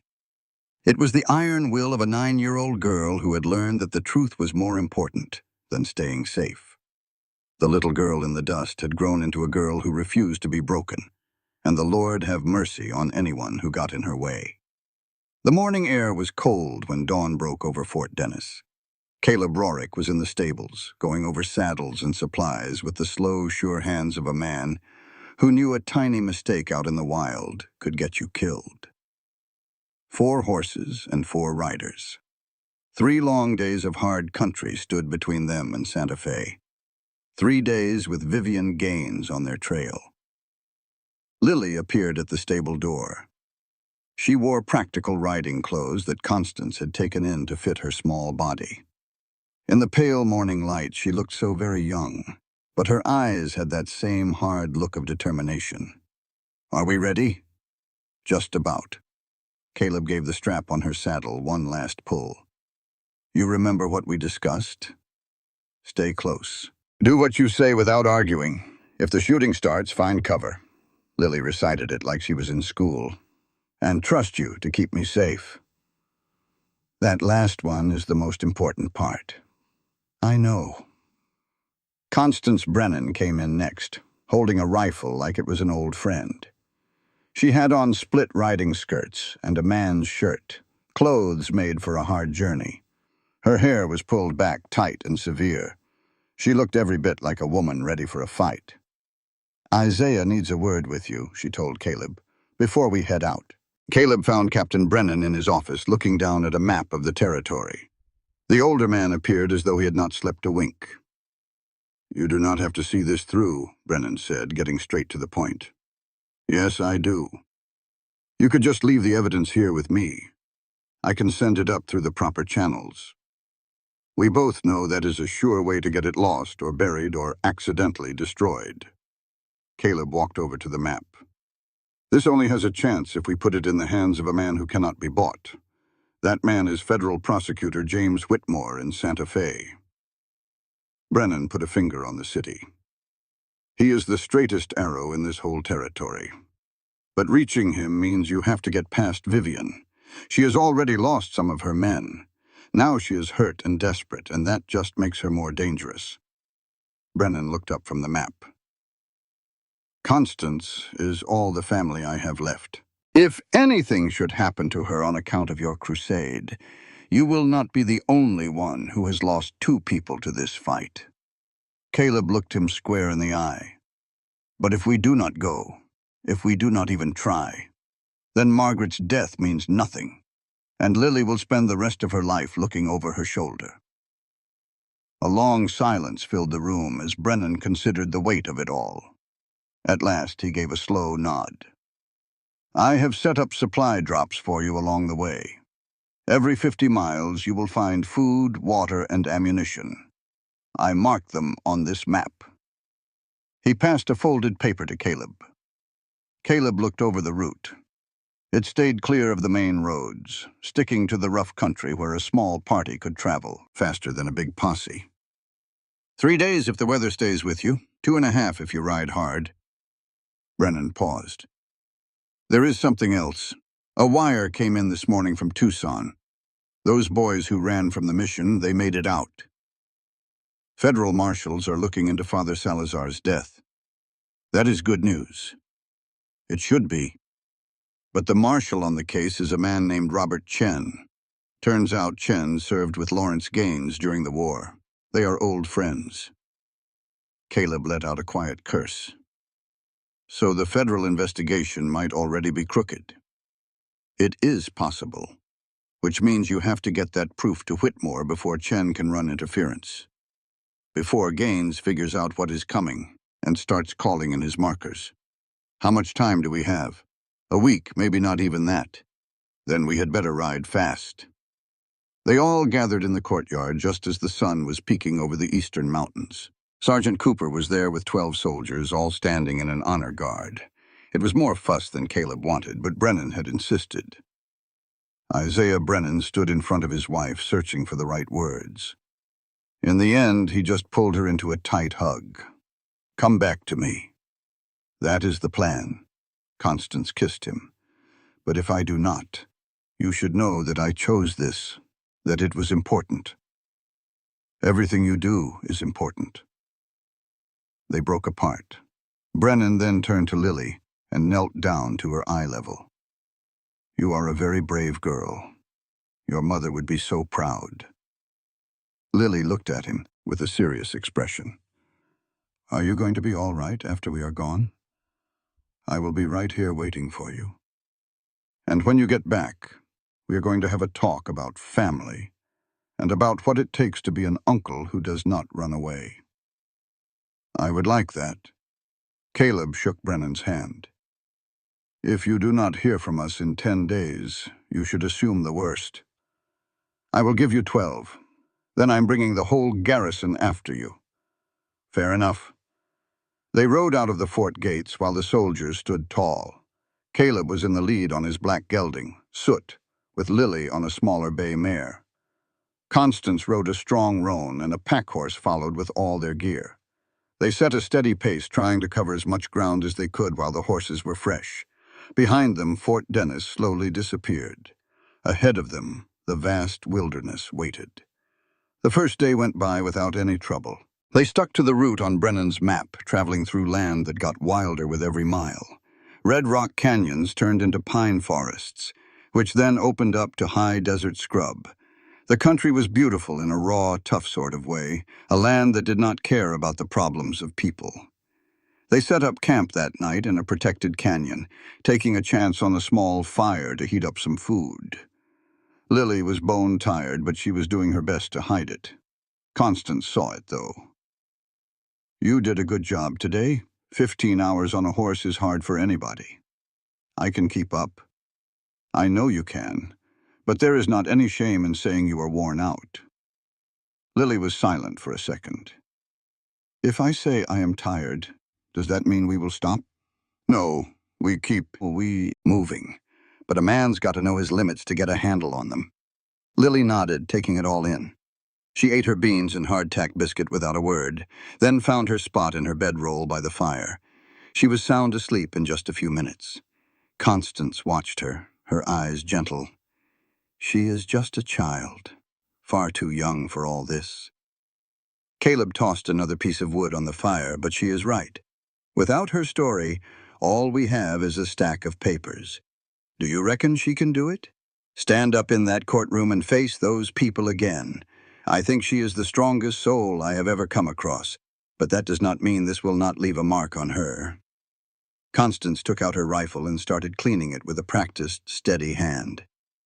"I was 17 years old when I signed on as a nurse, fought in the Apache campaign back in 74 and 75. I saw things no person ought to ever see. Boys, barely older than Lily, shot all to pieces. Men crying out for their mothers who were 1,000 miles from home."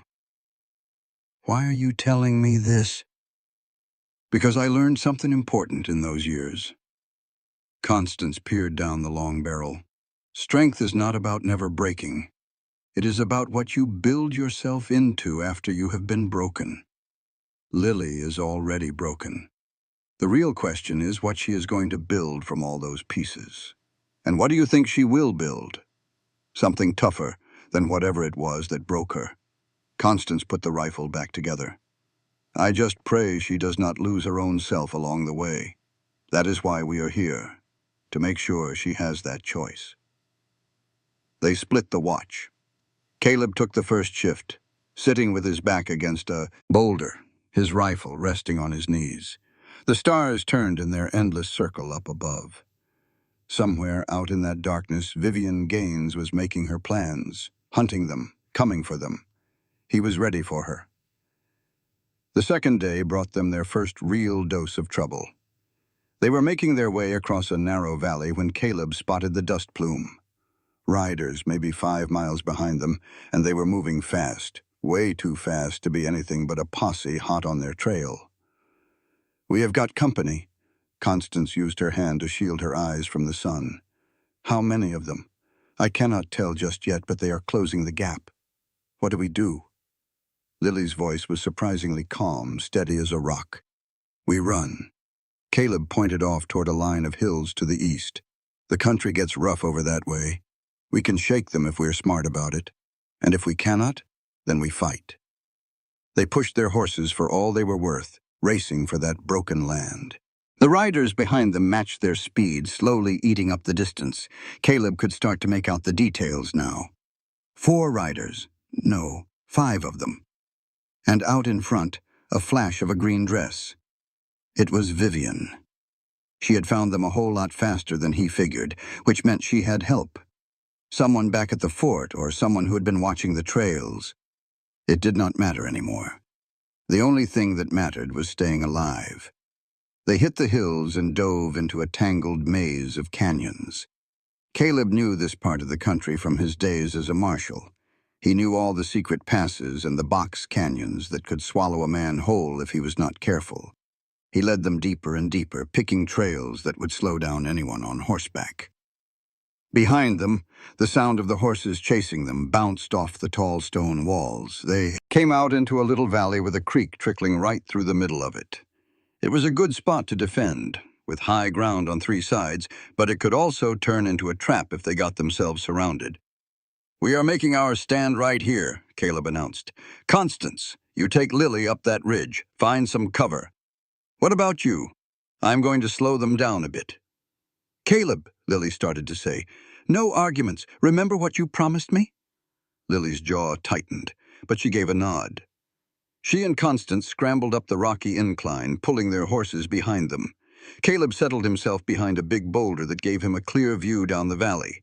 He did not have to wait for very long. The first rider appeared, moving slow, his eyes scanning for an ambush. Caleb let him ride on by. The second and third man followed him. Then came Vivian herself, still wearing that green dress, now all torn and covered in dust, but you could not mistake it. "Marshal Rourke," she called out. "I know you are in here. I can smell the fear." Caleb stayed quiet. "This is all for nothing, you know. You can run all the way to Santa Fe. You can run down to Mexico. It will not make a lick of difference." Vivian swung down from her horse, as confident as could be, even though she was in the middle of an ambush. "Lawrence Gaines owns this territory. He owns the judges, the marshals, and the politicians. You are fighting a war that you have already lost." Caleb's finger was resting on the trigger. He could put an end to this right now. Just one shot. But killing her would not stop Gaines. It would not bring any justice, and it would just make him a killer. "Still nothing, huh?" Vivian let out a laugh, the strong, silent type. "How boring, very well. Let's make this a little more interesting." She gave him that cold, empty smile of hers. "Your little pet is so full of trust, believes in crosses and prayers and justice for all. Such a sweet little child. It would be a real shame if something were to happen to her faith or to her life." Caleb felt his blood run cold. "Here is what is going to happen," Vivian went on. "You are going to give me the real evidence this time. In return, I will let the child live. You and the woman can even ride away free. I do not care one bit about you two. All I care about is protecting my husband. Your husband is a murderer. My husband is a survivor, just like me." Vivian's smile vanished. "You think you are so righteous. You think you are the hero in this story. You are nothing but a washed-up marshal who failed his own daughter. Now you are playing protector, because you cannot live with your own guilt." Her words hit him harder than any bullet could have. "I did some looking into you, Marshal. Anna, was it not? 7 years old. She died while you were off chasing outlaws for a paycheck. Some father you turned out to be." Caleb's hands gripped his rifle tighter. "And now you have latched on to another little girl trying to rewrite your own history, trying to save the daughter you let die. But you cannot, Marshal. You cannot change the past. And this girl, she is going to die too, just like Anna did, unless you get smart. Give me the evidence." Caleb slowly stood up, his rifle pointed toward the ground. He stepped out from behind the rock. Vivian's smile came back. "A sensible man. I knew you were smart. Smart enough to know." "You are lying." Caleb's voice was as flat as a tabletop. "You will kill us all, whether I give you the evidence or not. That is true. But I will make it quick if you cooperate. That is more mercy than you deserve." The gunshot echoed from the ridge high above them. Constance Brennan had taken the shot, and it was perfect. The bullet hit Vivian square in the shoulder, spinning her clean around. Her men opened fire in an instant, but they were caught out in the open, shooting up at enemies hidden on high ground. Caleb added his own rifle to the fight, shooting slow and steady. One of Vivian's men dropped. Another one's horse got hit, and it threw him to the ground. The last two men grabbed Vivian and pulled back in a panic, firing their guns wildly as they fled. In a matter of seconds, they were gone, leaving one dead man and a wounded horse behind. Caleb scrambled up the ridge. Constance was reloading, her face looking grim. Lily was standing right behind her, pale as a sheet but holding steady. Nice shot. I was aiming for her heart. Constance pushed out the empty shell. I am a little out of practice. You winged her. That will slow her down. They gathered up the horses and got moving right away. Staying put after a gunfight was just asking for trouble. They rode hard for 2 hours straight, putting some serious distance between them and their pursuers. Finally, as the sun started to dip low, they stopped to let the horses rest. Lily had been quiet the whole ride. Now she finally spoke, her hand going to her throat where the cross still hung. She threatened me just like she threatened Mama. I know, but she failed then. And she will fail now. It does not matter now. It matters to me. It was Mama's. Caleb knelt down beside her. Your Mama's memory is not in that cross. It is inside of you. It is in your courage and in your grit to see this thing through to the end. Lily's eyes were shining with tears she would not let fall. She said terrible things about you, about Anna. I know she did. Were they true? Some of them were. Caleb did not look away from her. I was away from home when Anna passed, and I do carry a heavy weight for that. But Vivian was wrong about one thing. What was that? I am not trying to replace Anna. I am trying to be the kind of man she deserved for a father, the kind of man I was not back then. He put a hand on Lily's shoulder. And you are not a replacement. You are yourself, and you are someone worth protecting, just for being who you are. Lily nodded her head slowly. Then I am glad you are here. Me too. Constance watched the two of them, a soft look on her face. Then we had better make sure we all survive to see Santa Fe. The third day took them up into higher country. Pine forest took the place of the desert scrub brush. The air got cooler and it smelled sweet. They were getting close now. Just one more hard push and they would be in federal territory. But Vivian was not done with them yet. The attack came around noon, not from behind them where they were expecting it, but from up ahead. It was an ambush in a tight canyon pass. Gunfire exploded from both sides of the canyon. Caleb's horse let out a scream and went down, throwing him to the ground hard. He rolled, coming up with his rifle in his hands, and started firing back. Constance and Lily were pinned down behind some rocks, their horses scattered, and walking down the middle of the canyon right toward them, not even hurrying despite the bullets flying everywhere, was Vivian Gaines. Her shoulder was wrapped in a bandage, and her green dress was soaked with blood, but she walked like death itself with a revolver in each of her hands. End of the line, Marshal. Caleb fired, but he missed. He fired again. One of Vivian's guns went spinning out of her hand, but she just kept on coming.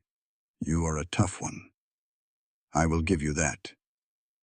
Vivian's other gun came up, but being tough only puts off what is bound to happen. The shot that saved Caleb's life came from a place he never expected. A rifle cracked from high up on the canyon wall. The bullet took Vivian in the leg, and she dropped to the ground. Her men turned to face this new shooter, completely confused. And then Sergeant Cooper appeared on the ridge, and with him were a dozen soldiers.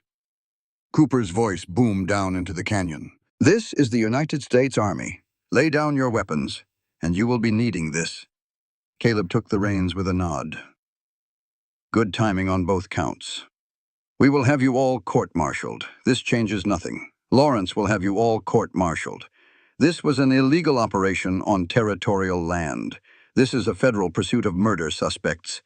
Cooper's voice was hard as iron. And you all just got caught red-handed. You have no proof. We have enough, including the testimony of 3 civilian witnesses who saw you murder Father Salazar. Vivian's laughter choked in her throat. Her face turned cold, and you could see her mind working. Then I want to make a deal. No deals, Caleb said plainly. Vivian stared at him. You want Lawrence? I will hand him to you. I will give you everything, every crime, every bribe, every single murder. I will testify against him myself if you give me immunity. And why would we ever make a deal with you? Because I can deliver the entire operation, not just Lawrence. Every judge, every politician, every businessman he owns. Vivian's voice was desperate. I can bring the whole rotten system down. Is not that what you want? What I want is justice for the people you murdered. Justice is a children's story.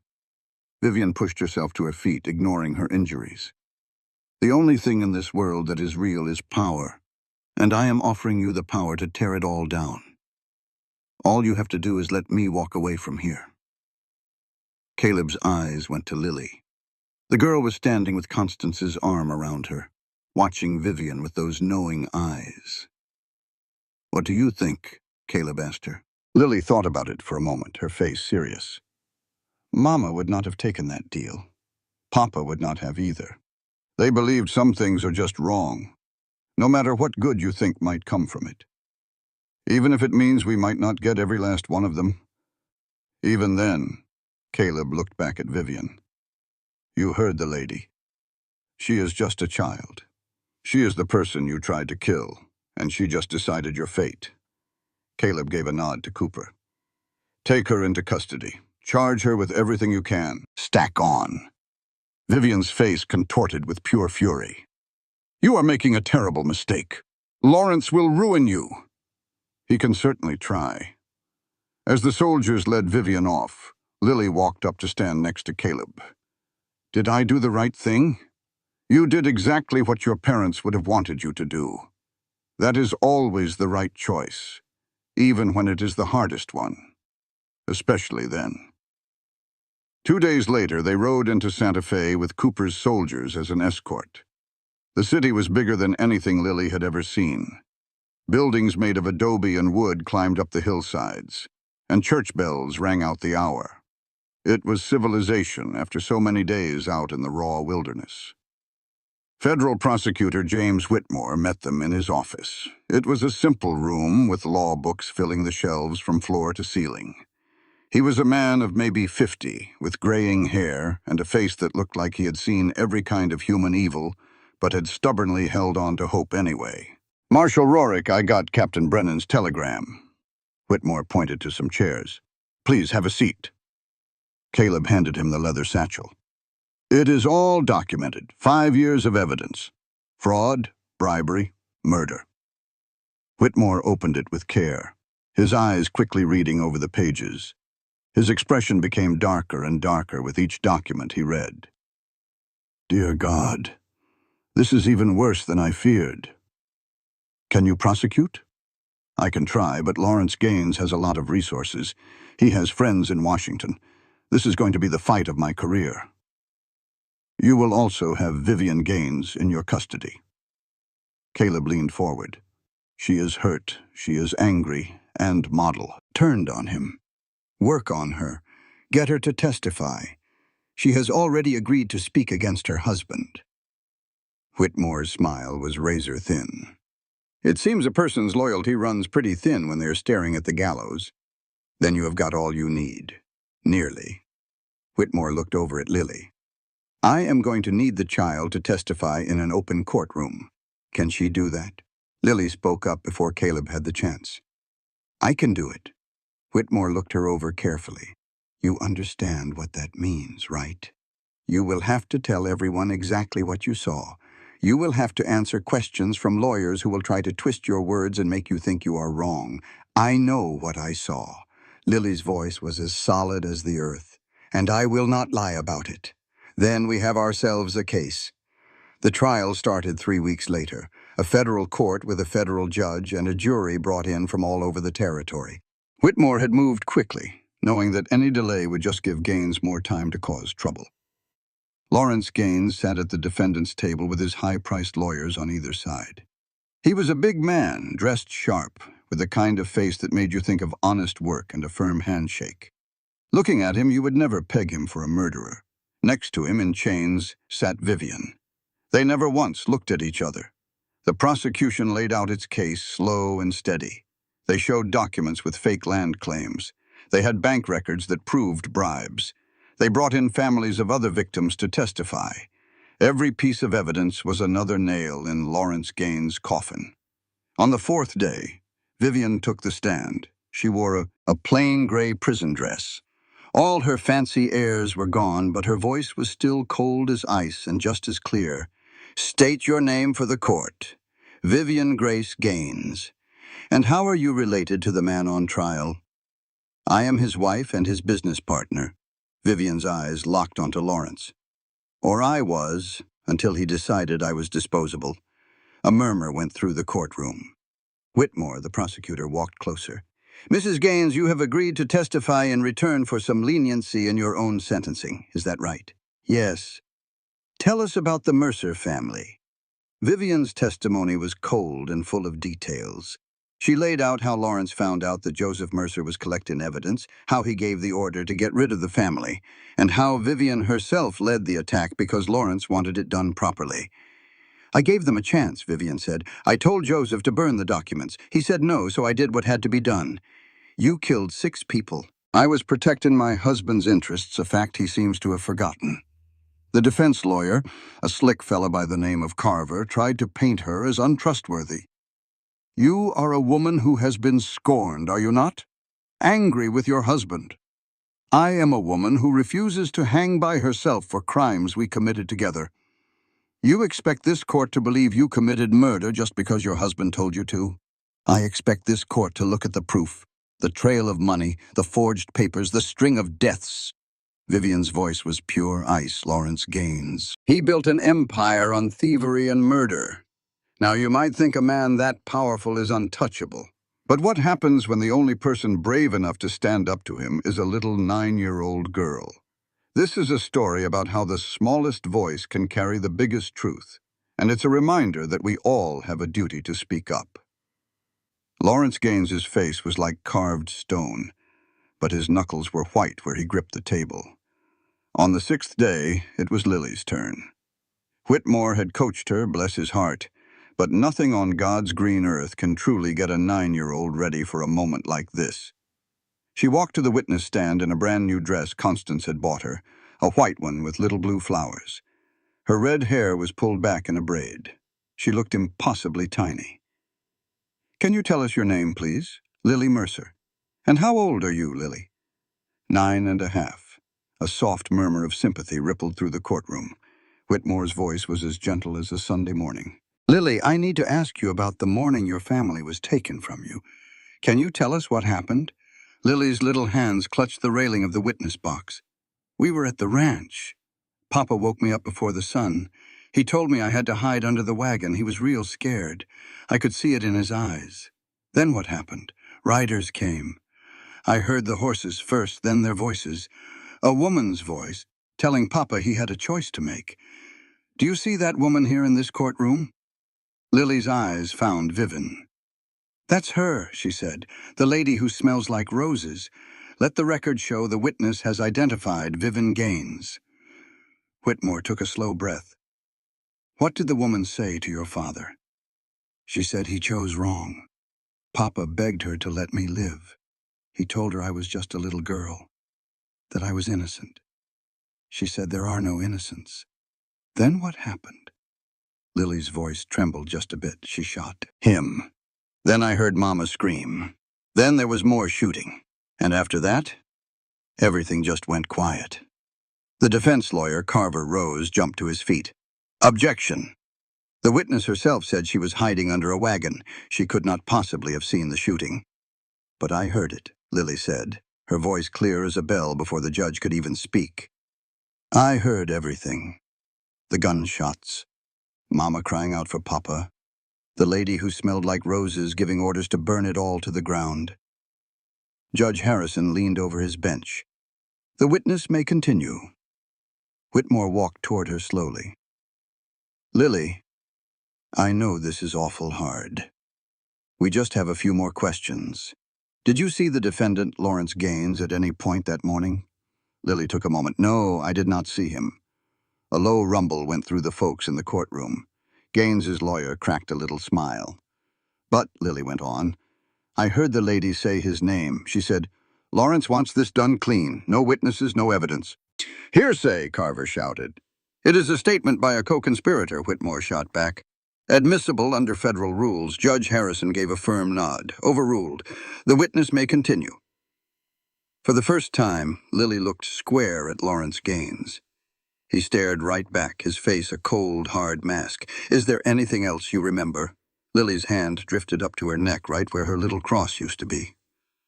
Mama told me once that bad men think they are above it all, that they believe all their money and power makes them safe. But she said the truth is stronger than any power, and that one day the truth always wins. Your mother was a wise woman. She was brave. Lily's voice grew stronger. She spent 5 years collecting proof against people who could have ended her life in a heartbeat. She did it because it was the right thing to do. And now I am here, telling the truth, because that is what she would have wanted me to do. The courtroom was dead silent. Carver's cross-examination was as mean as a rattlesnake. He poked at Lily's memory. He questioned if she could really tell voices apart, if someone had told her what to say. But that little girl, she never budged. She answered every single question with a calm certainty, never adding more, and never backing down. Finally, Carver played his last card.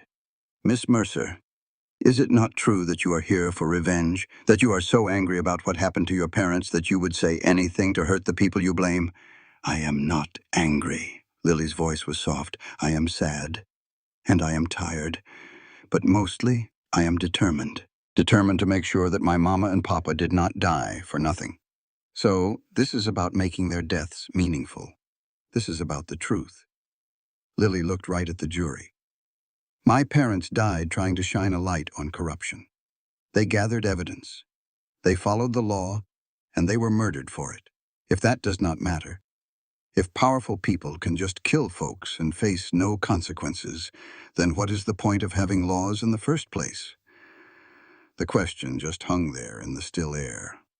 No further questions, Carver mumbled. Lily was dismissed. As she walked past the defense table, Lawrence Gaines leaned in. You are going to regret this, little girl. His voice was no more than a whisper, but Lily heard it plain as day. She stopped and turned to face that monster. No, you're the one who is going to regret what you did to my family. Then she walked away, head held high, as the entire courtroom watched in stunned silence. The trial went on for 2 more days. The closing arguments were mighty powerful on both sides, but the evidence was just too much to ignore. There were documents, testimony, and the most powerful of all, a 9-year-old girl who had lived through a massacre and refused to be quieted. The jury was out for 6 hours. When they came back, the foreman stood up. His voice was heavy. On the charge of conspiracy to commit fraud, we find the defendant Lawrence Gaines guilty. On the charge of bribery of federal officials, guilty. On the charge of conspiracy to commit murder in the deaths of Joseph and Margaret Mercer, Robert and Martha Brennan, Michael Brennan, and 2 unidentified travelers, guilty.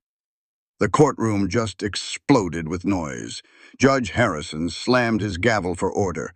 Lawrence Gaines just sat there, frozen, his whole crooked empire falling to pieces all around him. Sentencing was 2 days later. Judge Harrison took his time.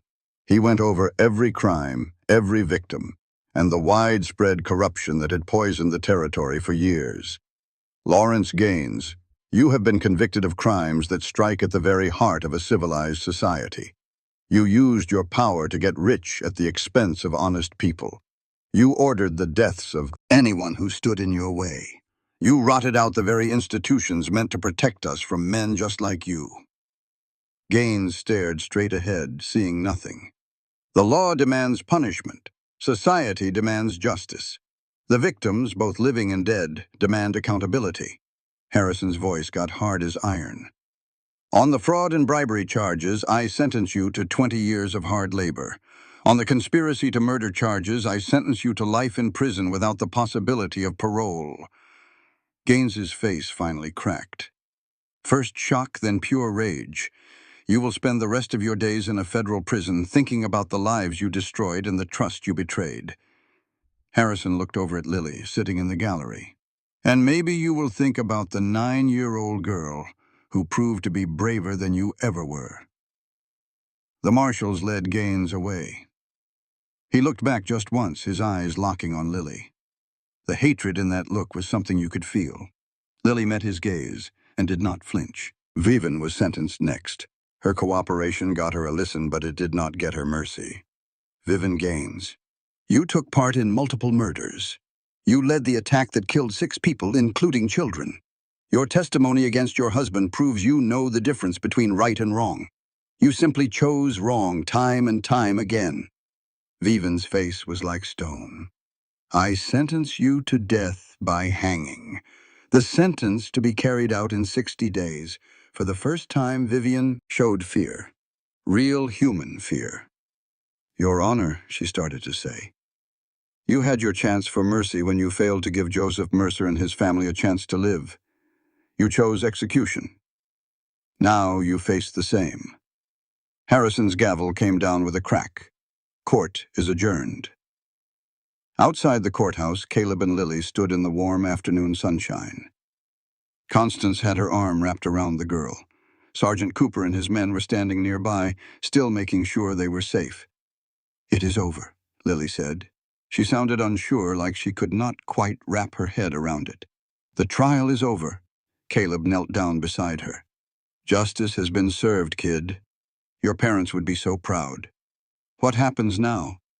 Now you get to be a kid again. Go to school, make some friends, and live your life without always having to look over your shoulder. And you?" Caleb paused for a second. "I do not know. I have not really thought past today." "You could stay with me," Lily said, "if you wanted to." The offer just hung there between them, full of hope. Constance spoke up. "Isaiah has been asking about guardianship. He wants to be a part of your life, Lily, as family. But not as my only family," Lily said. She looked right at Caleb. "Right?"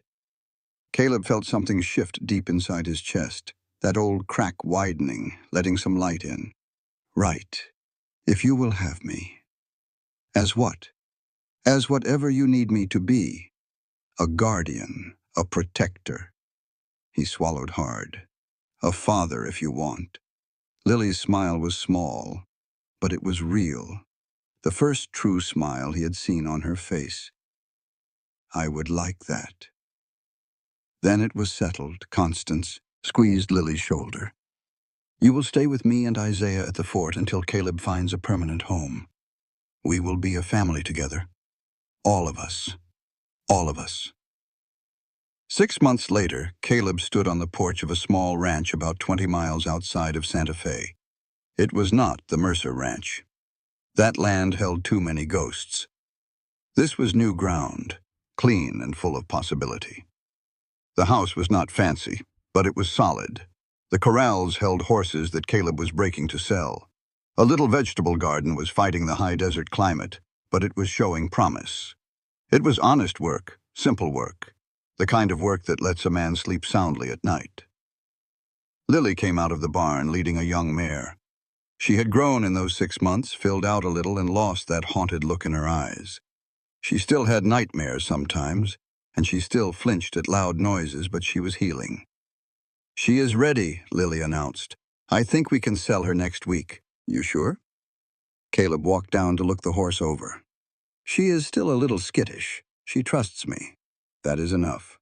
Caleb smiled. "When did you become the horse expert around here?" "You taught me." Lily stroked the mare's neck. "You said trust is built slowly. It is the same with horses as it is with people." "Smart kid. I learned from the best." A wagon appeared on the road from Santa Fe. It was Isaiah and Constance Brennan, making their weekly visit. They had become a steady part of Lily's life, an uncle and an aunt in every way that mattered. Isaiah carried a basket from Constance's kitchen. Constance was on a mission, determined to put some weight on both of them with every pie she could bake. How is my favorite niece doing? Isaiah called out from the porch. I am your only niece, Lily called back, but a wide grin was on her face. They all gathered out on that porch, sharing food and trading stories, settling into the kind of comfortable silence known only to people who have weathered a storm together and come out the other side. Lily showed Constance her new drawings. They were not the dark pictures she used to make, but wide-open landscapes and strong horses, and the kind of future she was starting to build for herself. As the sun started to dip low, painting the mountains in hues of gold and deep purple, Caleb found his thoughts drifting to Anna, his first daughter who was taken from him far too soon. The ache of that loss was still there, and he figured it always would be. But it did not swallow him whole anymore. Anna's passing had taught him about loss. Lily had taught him about getting a second chance. You are thinking about her, Lily said in a quiet voice. She had come to stand right beside him. How did you know that? You get a certain look on your face. It is sad, but it is peaceful too. Is it all right that I still think about her? Of course it is. Lily leaned her shoulder against his. It is just like how I still think about Mama and Papa. We do not forget the people we have lost. We just learn how to carry them with us a little better. When did you get to be so wise? I had some good teachers. They stood there together as the first stars started to pop out in the sky behind them. Constance and Isaiah were laughing at some private joke. The horses whinnied softly in their corral. The world just kept on turning, not caring about human pain, but also not caring about human joy. Caleb, Lily said, and he answered, yes. Thank you for finding me, for not leaving me behind, for choosing to stay right here. Thank you for putting your trust in me, for being brave, and for reminding me what is truly important.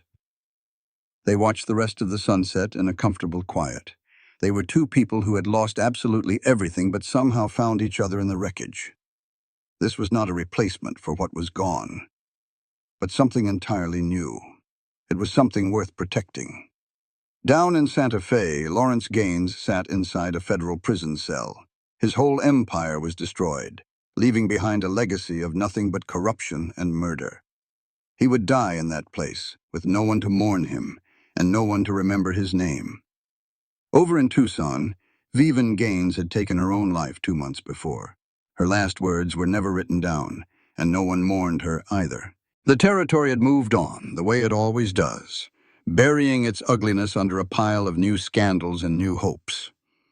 But on a small ranch just outside Santa Fe, a broken man and a girl full of trauma were building something the corrupt could never even touch. They were building a family, one forged not by blood but by choice, by courage, and by the stubborn belief that good could win, that justice could be found, and that love was a whole lot stronger than hate. Lily Mercer would grow up safe. She would go to school, make good friends, and learn to laugh without fear. The nightmares would eventually fade. The scars would always be there, but they would become a part of her story, not the whole thing. And Caleb Rohr, who felt he had failed one daughter, found his own redemption by protecting another. He would spend the rest of his days making absolutely sure she knew she was loved, that she was valued, and that she was safe. The girl who was lost in the dust had finally found her voice. The man who went looking for her had found his purpose. And together, the two of them had proven that the truth, no matter how painful it is always worth fighting for. The desert wind seemed to carry their words away. A father and his daughter stood on the porch, watching one day end and the next one begin. Behind them, their family was gathered. Ahead of them was a future that was uncertain but filled with hope. And somewhere in that fading light, the spirits of Margaret and Joseph Mercer looked down, and they smiled. Their daughter was safe now. The sacrifice they made had mattered. Justice had been done, and love, in the very end, had won. This content was carefully researched, developed, and manually edited by our team to deliver meaningful stories with valuable life lessons. Every narrative is crafted to entertain, inspire, and empower our audience. We believe that great stories can change lives, and we are committed to bringing you content that matters. Thank you for being part of our community.